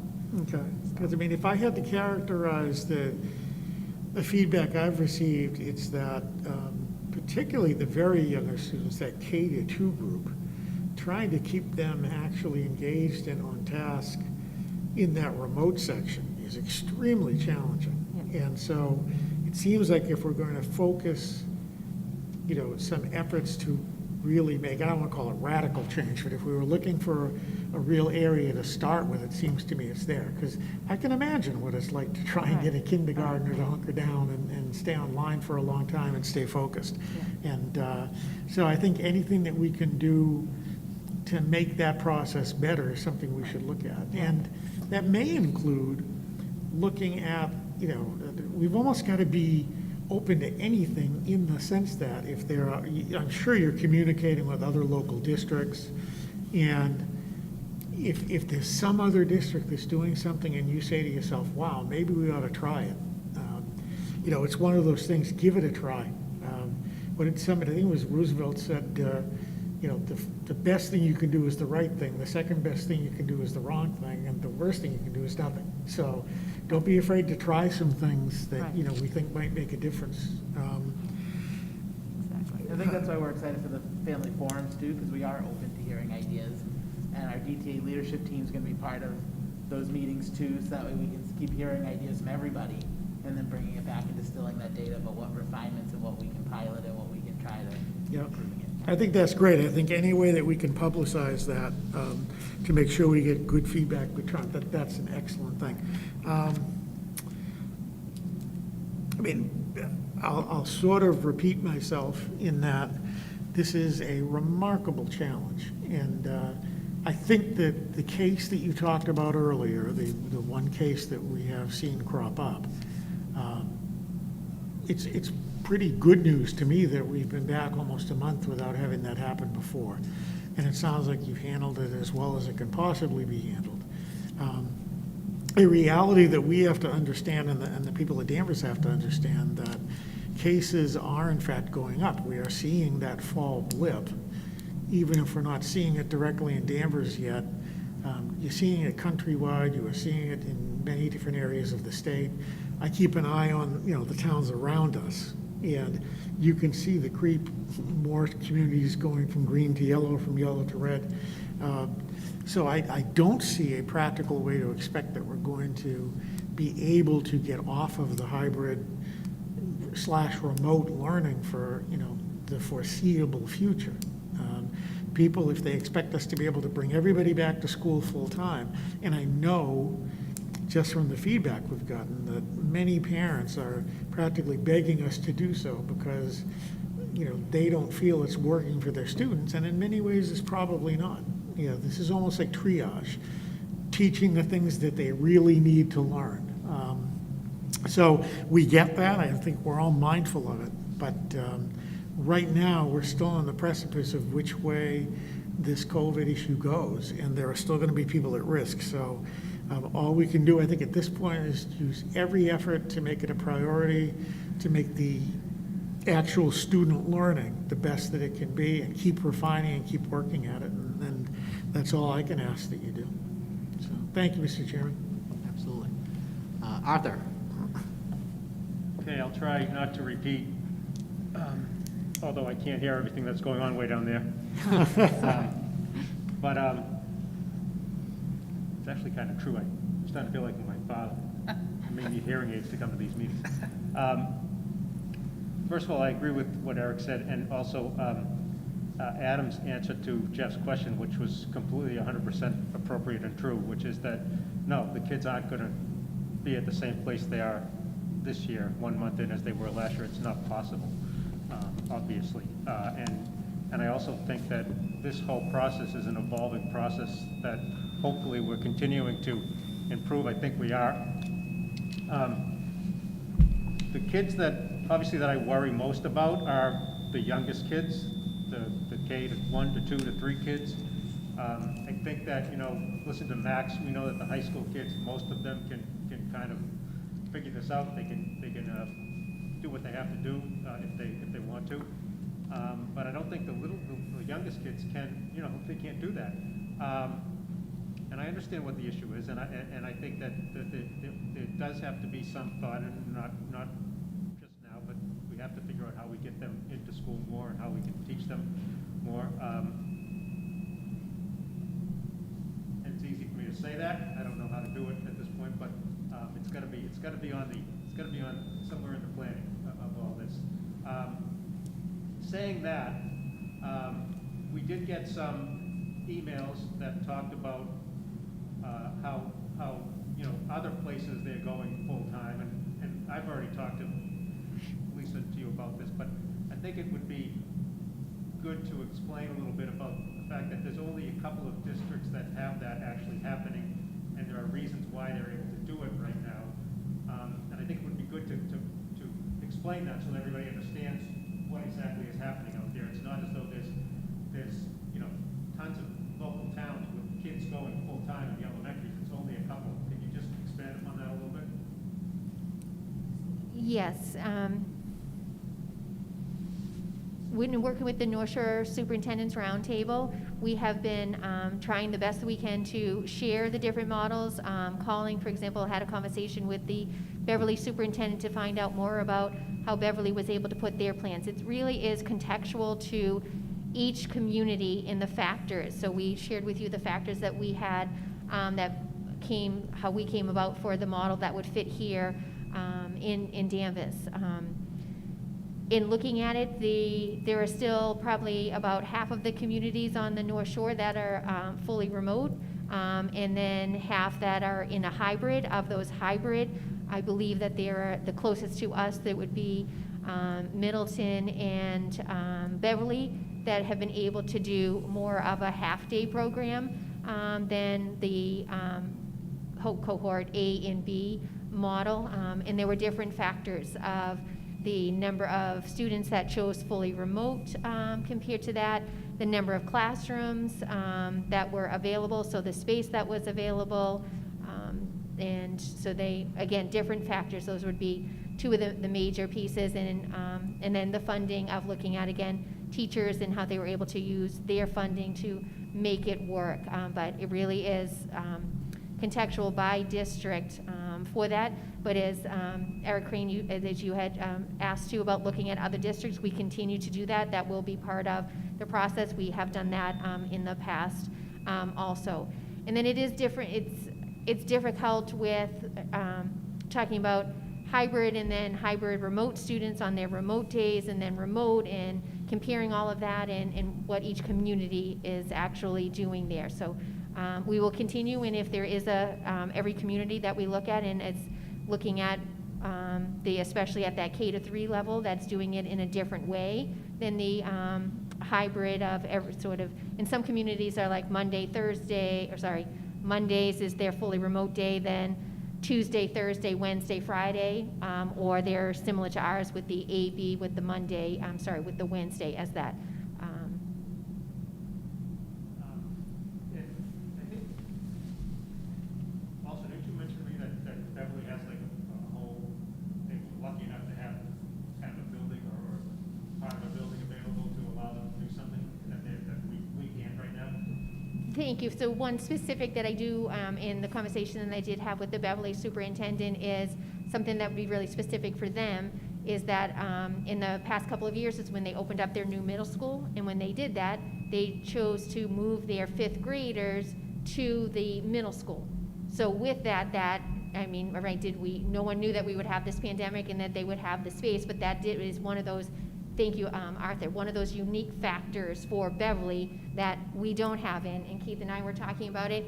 If this happened a year from now and the Smith School was open and our enrollments had not increased, we'd be in a different spot. But the Smith School is being constructed right now. The pandemic is, in some ways, helped the construction part of it because it kept going during the time of the closure, and we'll actually get to see some of it on this coming Wednesday afternoon for the building committee, which is exciting. So thank you for asking and reminding me of that detail. Yeah, and again, so there are reasons, but it should be obviously, if anybody can get back in there first, it's the youngest kids that we really have to think about the most, because, I just worry about that age group where they're building their foundational skills and they really need to get those down. So, what's the feedback on our remote, our Danvers remote, as opposed to the state remote that was out there? Because now I'm seeing, believe it or not, a couple of emails saying, why can't we do the state remote? So, and of course you would expect that, but what's our general feedback on our remote offering? It's working because it's our curriculum, so our students and families will have that option of being able to go back and forth between, and we say that they have that option, it's difficult because what we explained earlier is that for every decision that we make, there's a domino effect of, then it affects this, this, and this, and then we have to figure out how all those pieces come together. But the way that our remote teachers are able to work with our students during the fully remote, and then they're also supporting the hybrid remote students at the same time to do that. The curriculum, the collaboration, because we have 3 different models working every single day, the collaboration has been a key part of this, so that has been strengthened over this time also. And I think that the state model they were unique pieces. It wasn't, again, we tried to explain that back in August there. It wasn't what we thought as a sort of a state program. They found vendors, and then the vendors could only take so many people also, and then the matches of how that would work, it would have been almost like a separate virtual school. So the difficulty piece, I think, for always as our role in particular as superintendent, is the piece of trying to bring everyone together and not have unique segments of our community almost challenging pitted against each other. So we did make a commitment as a community to have all of our students, as we would. We have 3,400 students this year. It's a little less than in past years of 3,500 students, but they're all our students, working for all our students, so that meant we were going to educate all of them. I think, for me, I think it was the right decision, but I think you still feel that absolutely it was the right way to go. Yes. I got an email, I think we all got it, but I just saw it just before I got here today, which was somebody that talked about 1 block a week of live teaching per subject, which is unacceptable. What can you tell me about that? I'm sure you saw the email. I'm not sure I was on that email, but I'm thinking that it's during the hybrid remote learning. Well, I chose hybrid for my child because of my knowledge of my own district's approach and understanding that there would be more consistent time on learning in hybrid remote days from the plans that were proposed to us. This has resulted in one block a week of live teaching per subject, and that is completely unacceptable. Now, I don't know what that means in terms of what we're doing. It sounds like, well, what do you say when you get that? I'm thinking that it must be Danvers High School. Yeah. And so that what happened was to mitigate lots of transitions in the hallways, instead of staying with our 53-minute blocks, we went with 90-minute blocks so that we see all the blocks over 2 days. So that like A through D, I think, is 1 day, and then E through F or G is on the next day, so that we have that time split across the 2 days. And again, it mitigates the, exposure to, the hallways and everything, but it gives us that solid 90-minute chunk of time to instruct the students. And then they go into the remote time, and then, as Max said, in the schedule, you were supposed to be following the same schedule that you do on your in-person days remotely, getting done that work. And so that's, there's not a live teacher per se there, but Danvers High, part of their refinements, as I said earlier, they've put in remote support time so that every block of the day there's time that a teacher is available to help support students with their remote learning work. So the bottom line is essentially they're still getting 2 days of 2 days of instruction, so 180 minutes. Yeah, 180 minutes of instruction. All right, thanks. I'll kind of, I know we also are a time crunch tonight too, so let me just say that, again, I agree with a lot of what Eric says and has said tonight about the undertaking that we have going on here, and that it's not perfect, and there are going to be people who are frustrated, and again, understandable, they're worried about their kids. I totally get it. I think that what I'm hearing is that there's, first of all, we know that there was a lot of hard work over the summer putting this all together. I also hear that there's complete openness to the feedback and to try to help in the areas that you hear about, try to address things that people say when it makes sense. And I also also think that I'm hearing that it's not, we're not on an island on our own. Lisa and the administration, you guys are in communication with all the other districts around, the sharing of what's going on between districts, and everybody's working to try to come up with the best thing. And it's gonna be an evolving process, so, you know, we just gotta keep doing that and keep trying to make it better, and I know that's what we're doing, and just gonna keep doing it, and it's, I think it'll get better, and hopefully soon, we'll be able to get kids back full-time. But that's it for tonight, thanks. Great. Mary Beth? Okay, I agree with what everyone is saying, and especially, this is a pandemic, and none of us, I don't think, have ever gone through one. So to know what the right answer is, no one knows. No one knows if, Beverly's doing it right, or Topsfield, or Middleton, no one knows. We're all trying to figure it out, and everyone in every district are doing the, hard work, trying to make it work. I will say I have family members that teach in Beverly and in Topsfield, Boxford, Middleton, and everyone's doing something different. And just because Beverly's going to school 5 half days does not mean they're getting more time. An hour each day is spent with either transitioning to go to school or leaving school. So from 7:30 to 8, it's staggered drop off, and from 12 to 12:30, it's staggered leave school. So they're losing 1 hour right there. So I just want people to be aware that just because someone's like, yeah, my kids are going 7:30 to 12:30, they're not getting 5 full hours every day. What we chose was a cohort model, which 2.5 days, even though virtual, you're home, they're still engaging with their teacher at some point during that time on Wednesday. So I applaud our administration, our teachers, our faculty, everyone that's trying to make this work, because that's what we're doing. We're all trying to make it work. We're all frustrated. We're hearing people, we, as parents ourselves, we're frustrated. No one has asked for this to happen, and we're just trying to make it the best we can, but we want everything back to normal, and it's not gonna happen right now. We have to, be patient. Yes, education, very important, but what I've learned through this whole pandemic is that we just need to appreciate that we're alive and well, and that every day that we can get up, we should be appreciating that. And that is the first thing for me and my family right now, and it should be for everyone. And then our education, and then how we're treating each other and being respectful, because all of us are in this together and we're trying to work through it together, and I just want the community to be aware of that. We hear you, we know, and we're trying to make it work. And we're trying to do the best we can. And we are volunteers up here.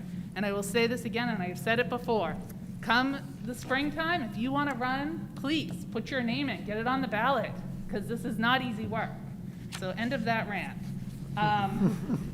As far as the check-ins that we are doing now on the elementary level, Mary, the 15-minute check-in on the hybrid days that you talked about earlier, right? Yep. Can something like that be done at the high school level on the hybrid days? Because I know the frustration. Max is a great example of a great student that I'm gonna log on because now I know I have to do this. Some students are not motivated that much. A lot of parents are working. So when you're leaving for the day, you're assuming your kid's getting up and logging on and doing the work, but sometimes they're not, and I understand that. But is there, and I know we're stretched with staff, but is there some point that I know the freshman and sophomore levels have a team. Yeah. Could one team teacher be like, okay, like everyone log on that's home remote, and we're just gonna check in to make sure everyone's on Right. task with what they're doing? Is that an option or something that can be looked at? Yeah, we're continuing to look at those refinements. Right now, we put in those support blocks that weren't there.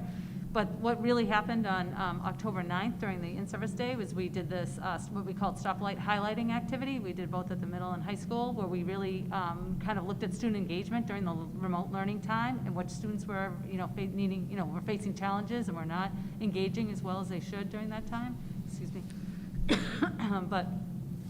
So we have plans in place to reach out to those students to get them engaged. And again, the team model at the 9th and 10th grade really helping with that. And then they also have plans, 11th and 12th grade teachers to do similarly. So I don't know if you would like someone from the high school level to address that anymore, but. I'm just wondering, that's some of the frustration that parents have, is that, you know, my kid's home and in bed because he doesn't need to log on, or he logs on to attendance and then he has no work. And I know that's not true, but how can we best help getting those engagements, those think- students back engaged? In terms to reference the team model and at the 9th and 10th at least, I think it would be ideal to utilize one of those staff members to do that. Unfortunately, with the constraints of all the models and the number of preps, a lot of those teachers don't have the time in their day. However, we did recognize that the hybrid remote has been an issue from the beginning. So a lot of our beginning work first, at the beginning, was to look at what are we having the students do during those days, and how can we engage them in more high-quality asynchronous work. And that was the basis for a lot of our PD on the October 9th in-service day. And then from here, and working with Amy, recognizing that still some of those students need that touch point with the teacher, we've utilized our remote teachers to create a remote teacher support duty. Do you want to speak a little more to that? Sure, so starting Thursday, so we're going to be emailing the students, they'll have a schedule of content experts. So there'll be a math support block, there'll be an ELA support block, social studies, and so on, painting included, art, where students will be able to connect with a teacher who has content expertise. It may not be their teacher, and so the role of those individuals or those teachers is to kind of help guide the student if they're stuck on a specific problem or a specific question or a skill that they're really struggling with. And so we're going to be able to provide a full complement of content expertise on every day. To start, we're going to ask students to kind of engage and reach out. We'll have a Google Classroom for each day, and our meeting, Google Meet link that will stay open the entire day. So they'll be able to come in and out, and the teacher will be staffing that. And I think as we kind of get our sea legs with that, connected to the self-like activity we did on during PE, we're having really more individualized conversations with students who are really struggling, trying to figure out what exactly is the challenge, and trying to come up with some solutions. And that's including us kind of going out into the community and talking to families on Wednesdays in particular, connecting with kids who maybe have PE. So. Yep. Thank you for that, because that has been a struggle for some, definitely.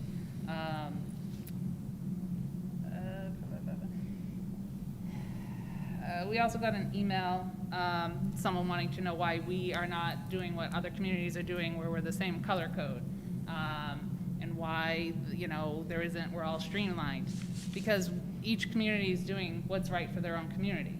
That's what we were, that's what Desi said to the school superintendents and the districts, like, make what works for your community. But one of the questions was that playgrounds are not being utilized, but can we answer why that is? So we've started to utilize them, so 2 out of the 5 elementary schools are utilizing them. Per the DESI protocols, it does require a sanitize on, sanitize off, masks on the entire time, and it's supposed to be disinfected between cohorts, so the disinfecting is a challenge with some of our staffing levels to be able to have staff members go out and wipe down all the surfaces with the cleaning product. But we are piloting that, and we'll look to continue to expand it as we can safely. Right, I was just gonna say, with 2 schools doing it, and then, we're talking about equity for all, so getting the other 3 to be able to do that. And we're rolling it out slowly. So Smith started because of their lack of green space, and then Riverside's the next one venturing into it for more of a traditional school setting, and then we'll keep rolling it out kind of as we've done with everything, phase it in. Okay. So like with everything else, we're working on this, we're refining it as we go. Just looking at my questions. Just backing to the live streaming of the classrooms, I totally understand that it's student-centered learning. So when parents are saying teachers are only online for 5 or 10 minutes and then that's it, that's how it is in the classroom, where they deliver the lesson and then the remaining time in the classroom is the student working on that work themselves, correct, Mary? Yes, that's the reading and writing workshop time, and we also do that with mathematics as well. So they do that. The teacher goes around and conferences with students or pulls small groups of students. Right now it's conferencing with students because of the social distancing as well. And that's how it's been, Right. pre-COVID. Exactly. And we are starting to to phase in our Title I program so that they will, when remote learning is happening, we are able to give those supports during remote learning time as well. Right now, we're, again, phasing that work in. It took us to get the regular model up and running before we could really figure out what our model for Title I would be. And that's when we talked about the refinements of math support being available during remote time for elementary students in grades 3 to 5. Just back to the live stream, I mean, is there a way to try it? To see if, I mean, I understand what we said earlier about controlling controlling a Zoom in and the classroom in person. But is there a way to try it, I mean, maybe at least on the high school level? I'm not sure. Right now, it is happening in our AP courses, some of our AP courses, so the students in the full remote, taking the full remote option are able to, what we call, stream into classrooms. So we could get some data from you on that. Right, and I think like a lot of this, it gets complicated when it comes to contracts as well. So it's something that we could go back and look at, but to pilot, we would have to have active conversations with our union, teachers union. And maybe that's something that we can do, have conversations about, because it just may help enhance the program of the hybrid with at least the high school learning. I mean, I understand from the younger learners, if I still had a young child, I would probably want that, but I understand how it doesn't always work. The attention is not there. They might want to get up, leave the computer, you know, you have to be there with your child. So I kind of understand that, and that is why, you know, there was some talk about potentially transitioning the younger grade to maybe a 5-day program, but again, that's a space issue, correct, Keith? Yes, we don't have the physical classroom square footage to do it at this time with the 6 feet of distance. Staying at the 6 feet. Yeah. Yep.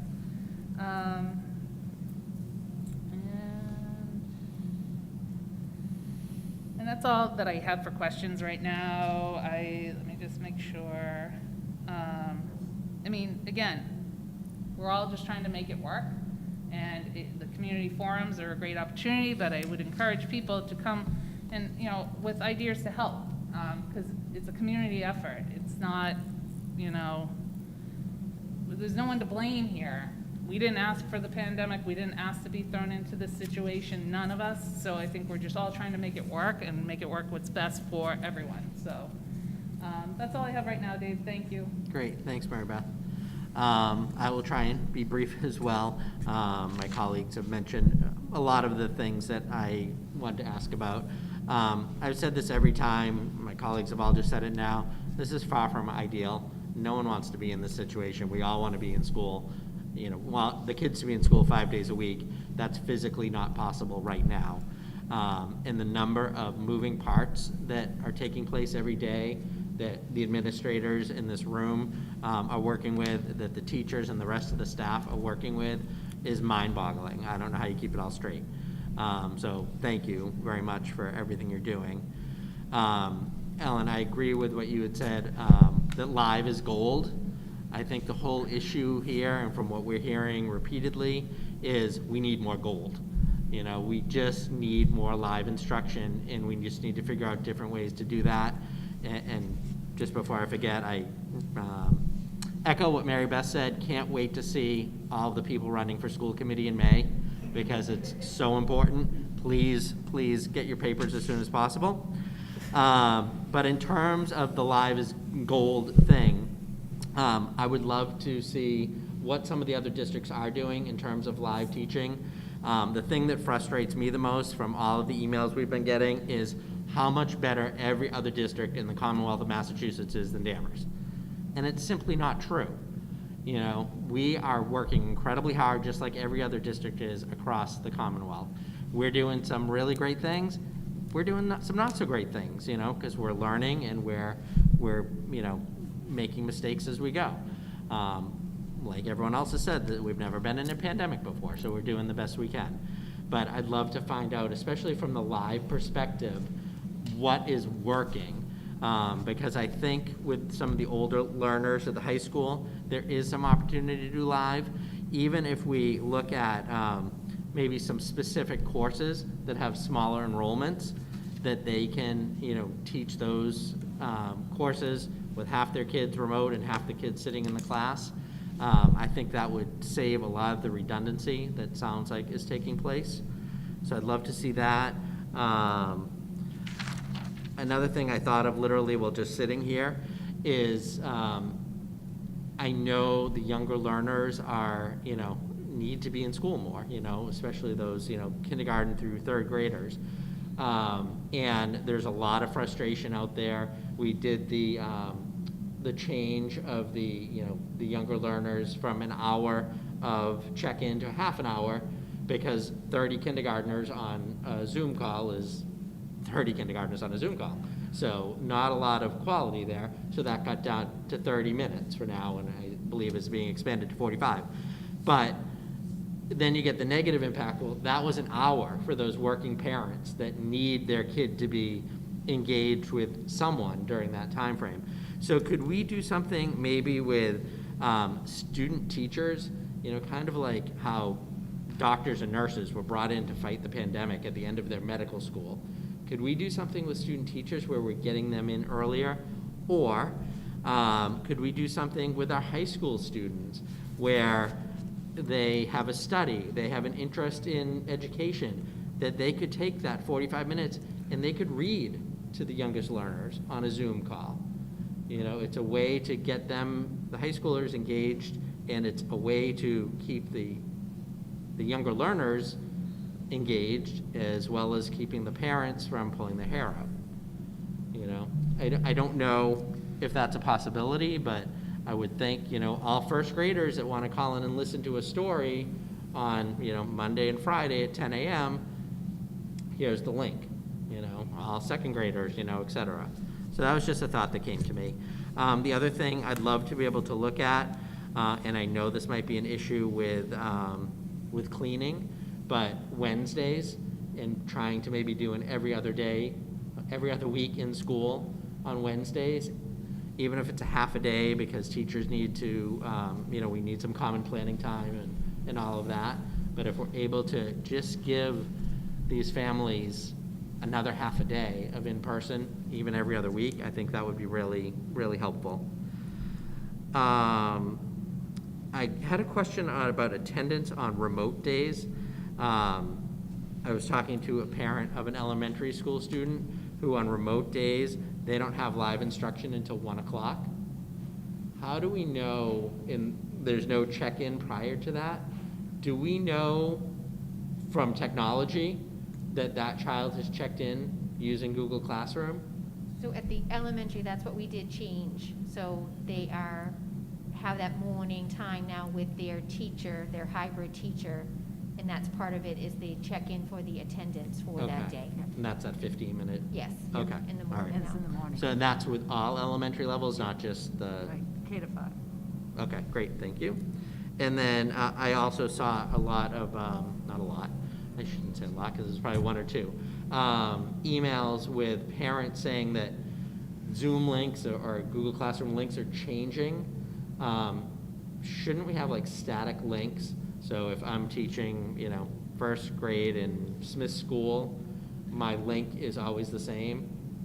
We're working on that. So we're working on the security of the meeting link with keeping it static, and what security measures need to be in place to make sure that nobody Zoom bombs or Google bombs Right. or does any of those pieces. So But, that's, yeah, we've secured that, though, for over the gonna last say, weeks yeah, or so. Okay. And the teachers have recurring meetings on the Zoom, so they have multiple days on the Zoom link. Right. It comes in a Google Meet session that sometimes if something's happened with that link, sometimes it has to get reset.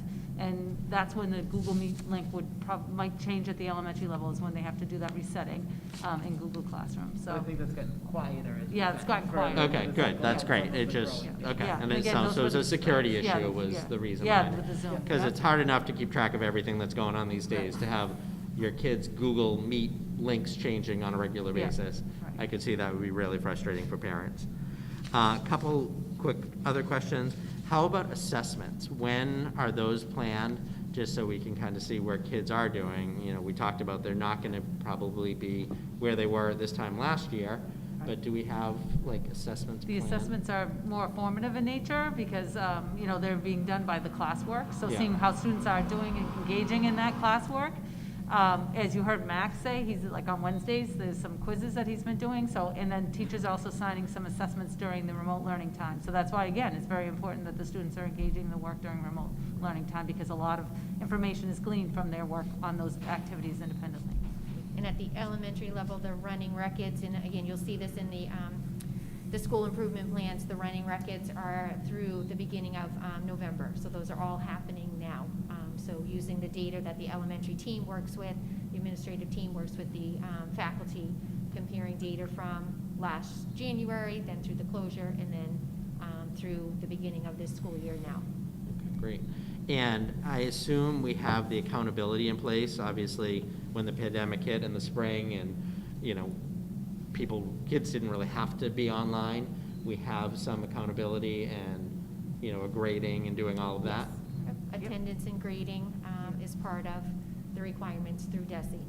Right, and that's why, like, October 9th, we did do that at the secondary level, is really looked at student engagement during remote learning time and taking action for those students that their engagement was not, you know, up to the benchmarks that we set. Great. And then my last question, I don't think anyone touched on it, is special ed. You know, how is that going? Are we having issues there? It's obviously a totally different delivery model, but are we on track there? We are on track, so students have their IEPs and moving forward with that and translating that into our hybrid model. So that, again, is student by student and working with it. There are success stories with the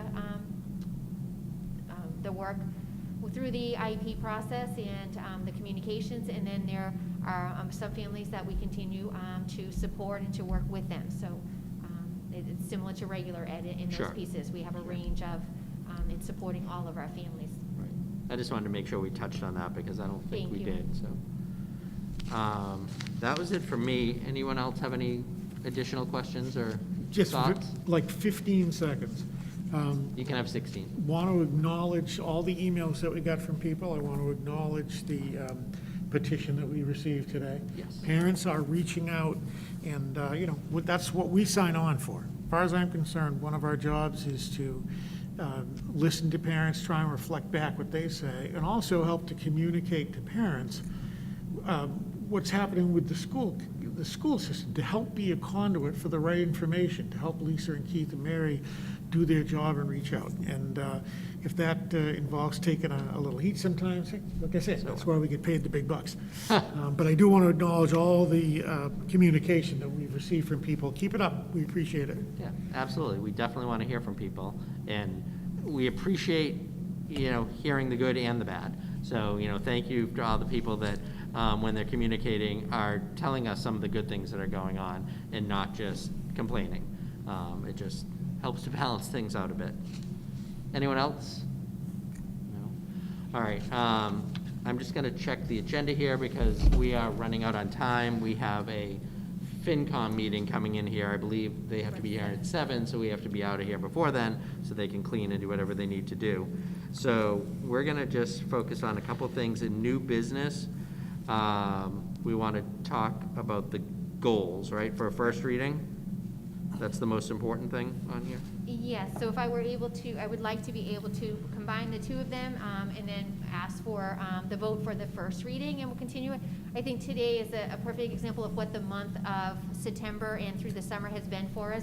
We continue to try to get to the goals and to look at the equity pieces, but reopening and all the logistics to that do consume a great deal of time. So it was really good for this conversation, and today is also that piece of the collaboration, the flexibility, so in sharing space with the town of why we were looking at this meeting looking different. Okay, so Great. for the goals for this year, we have for the district, I just want to make it, there have been 3 that we have talked about through this process that we will continue with, and that is to develop a safe, supportive, culturally sustaining, and equitable learning environments. We will continue to support student learning through differentiated and small group instruction, and we will develop students into skilled communicators and problem solvers who engage in collaborative inquiry, make effective use of technology, and apply their learning in authentic real-life situations. So these actions are part of our school improvement plans, This year, what you'll see in your packet for our elementary, we worked district-wide with our administrators and school councils. And it's in the theme of student engagement, the SEL that you have been seeing for this first month, and we will continue. We spoke about during this meeting, reading and the multi-tiered system of support is their second goal. And then with equity, looking at the global read aloud and also the professional development on bias, race, and equity that we will continue with our faculty. At the Holton Richmond, those 3 district goals will be demonstrated and implemented with student engagement also. Looking at common formative assessments, which again, throughout this meeting, we gave examples of that, and Mary just shared about the formative assessments. And their third major goal is for voice in leadership with students, looking at a student advisory group and also the leadership groups that already happen through our co-curricular, that they will all engage in equity types of activities during this school year. And then at Danvers High School, they have 4 goals for this year. They're continuing with the social emotional learning, a goal on inclusion, acceptance, and anti-discrimination, working again with the formative assessments and the multi-tiered system of support, continuing to move forward there, and then also looking at student engagement with the innovation pathways and the early college work. So at this time, I would ask the school committee, I'll combine both of these together, that the superintendent recommends the approval of the proposed 2020-2021 Danvers Public Schools Strategic Plan for a first reading, along with the proposed 2020 to 2021 K-12 school improvement plans for a first reading. So moved. Second. Okay, so we have a motion and a second, and my thought is, based on time, if we can not have discussion on this, do we need to have discussion, or can we wait and have discussion at the next meeting for the second reading? You can, Eric, you're shaking your head, so. That's fine with me. I mean, it's okay if voluntarily people don't want to ask questions, and that's fine, yeah. Okay, I just, from a time perspective, I didn't know if we could have the Just discussion say any part. discussion, and hopefully everybody says no. All right then, any discussion? No. None. None, all right. Hearing no discussion, all those in favor, say aye. Aye. Opposed, none? That motion passes. Thank you for the clarification, Eric. The next thing I wanted to move to, at the recommendation of the superintendent, was the investigation update under Unfinished business. unfinished business. Thank you. And I had something here. Did you want me to just talk about that first, Lisa? Yes, thank you. Okay. So only one item under unfinished business, which is an update on the independent review of the Danvers High School culture and climate. So as a reminder, this agenda item is based on allegations that came up over the summer regarding concerns about the culture at Danvers High School, and will continue to be on the agenda until there's a satisfactory resolution. In order to get a resolution, we need help. Dr. Dana and I were on a call last week with the school attorney and the investigator the school committee has hired to look into the allegations made by current and previous students. So far, the investigator has reached out to 14 people that have indicated some knowledge related to cultural issues at the school that are within the scope of the investigator's work. She's placed phone calls, sent emails, and attempted to make contact on Facebook and LinkedIn. So far, she's only heard back from 3 people. So I want to make sure everyone has the investigator's information. The investigator's name is Allison Kirker. If she reached out to you, please take the time to call her. It's only a conversation will help her gather facts, as the administration legally can't take any disciplinary action based on accounts of those who do not have personal knowledge of the events. So if you have any firsthand information regarding concerns of culture or behavior at Danvers High School, or know someone that does, I urge you to reach out to Allison Kirker. You can reach Allison at 781-652-4901, or her email is Allison, and it's ALLYSON @KirkerPaget.com, which is KURKERPAGET.com. You can also reach out to anyone on the school committee or the superintendent, but I just wanted to make sure everyone had that information and had the latest update. Would you like to add to that, Dr. Dana? Thank you. As we continue to talk about this as being a 2-prong approach here, the school committee investigation with the independent investigator, and then working through, as we began this with being an equity-seeking district, so continuing our work with the Essex County Learning Community Foundation, the grant, that we continue to work with the Center for Collaborative Education, and working with 2 coaches to really look at our culture. We have been working on defining courageous caring, moving our caring core value to courageous caring in the context of equity and race, and working with our administrators, so really beginning or role modeling that transition from, yes, we need to work on the logistics of opening school along with the student learning and the equity pieces. So we have been doing it at the administrative level, and then as you will see in the school improvement plans, the specific areas we're working with our faculty on professional development, and also working with our students, and especially the pieces where students get to see themselves in the curriculum, for example, the global read aloud at the elementary, and then also at the middle school and high school where what Max has been able to present, and at the middle school with student leadership and student advisory, where we are having students' voice and leadership really come forward as the next generation that will help us. And I believe Mr. Crane said that too, that moving the attitudes of our world really come with our next generation of students that we have with us today. Great, thank you. Questions or comments about this? Mary Beth? I'm all set, thank you. Jeff? None, thanks. Eric? Thank you for giving the contact information for Ms. Kirker. I think that I've had some feedback from folks who want to speak with her directly. So, Great. thank you. Arthur? All set, thanks.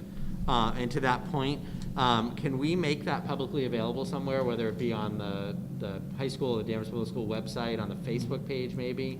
I just think the more we can have it out there and make it easier for people to access, the more information the investigator's gonna get, so that way decisions can be made. Yes, we can do that. We'll do that for tomorrow morning. Thank you.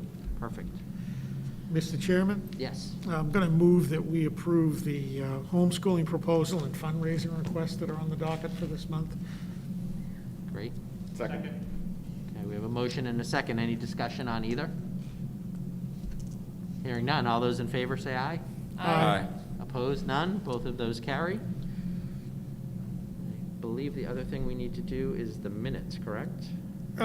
We don't actually have, but I'll approve. I move to approve the minutes from the September 14th, 2020 regular meeting, and approve and not release the minutes for the September 14th, 2020 executive session. Second. Great. Motion and a second. Any discussion on the minutes? No. All those in favor say aye. Aye. Opposed? None. The minutes pass.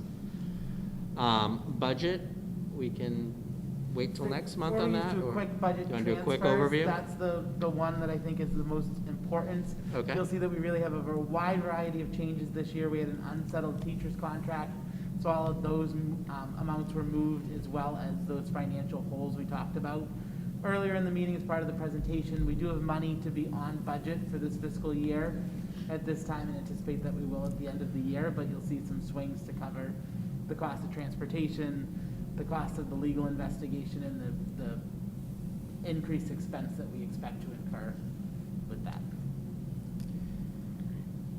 Any questions for Keith? Okay, great. Just a quick question.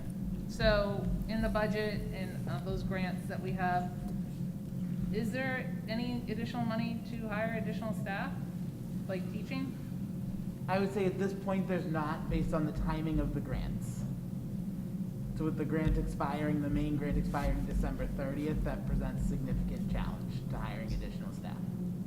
And to get any additional funding for that, for our budget, we would have to go back to town meeting, or? Correct. Right. Thank you. Mr. Chairman, the MASC convention will take place before we get back together. So on the resolutions, can I just speak very briefly about that and get Yes. some feedback? There are 10 resolutions, most of which I think are resolutions are not binding. They're just sort of directions to give the association ideas about where we think they ought to go. My intention would be to vote yes on all the resolutions. You'd be able to access them through the website. The only feedback, unless you have feedback on other resolutions, there is the one that is would encourage the MASC to file legislation so that 16-year-olds could vote in municipal elections. And I'd like feedback as to how you'd like me to vote on that one. Or any of them.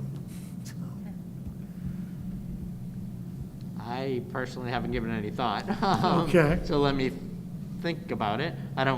My gut is, why would it be different municipal election than any other election? So I'd have to give that some thought. I think their argument is to give students a greater voice. and, Yep. But again, so, Yeah, I haven't studied Okay. it, thought about it as well. I will take that as vote my conscience. No, I support all the resolutions, Eric. Okay. Thank you, Mary Beth. Great. Anyone else have anything? It's so unusual that we are forced to get out of here, not that it's Oh, necessarily a bad thing.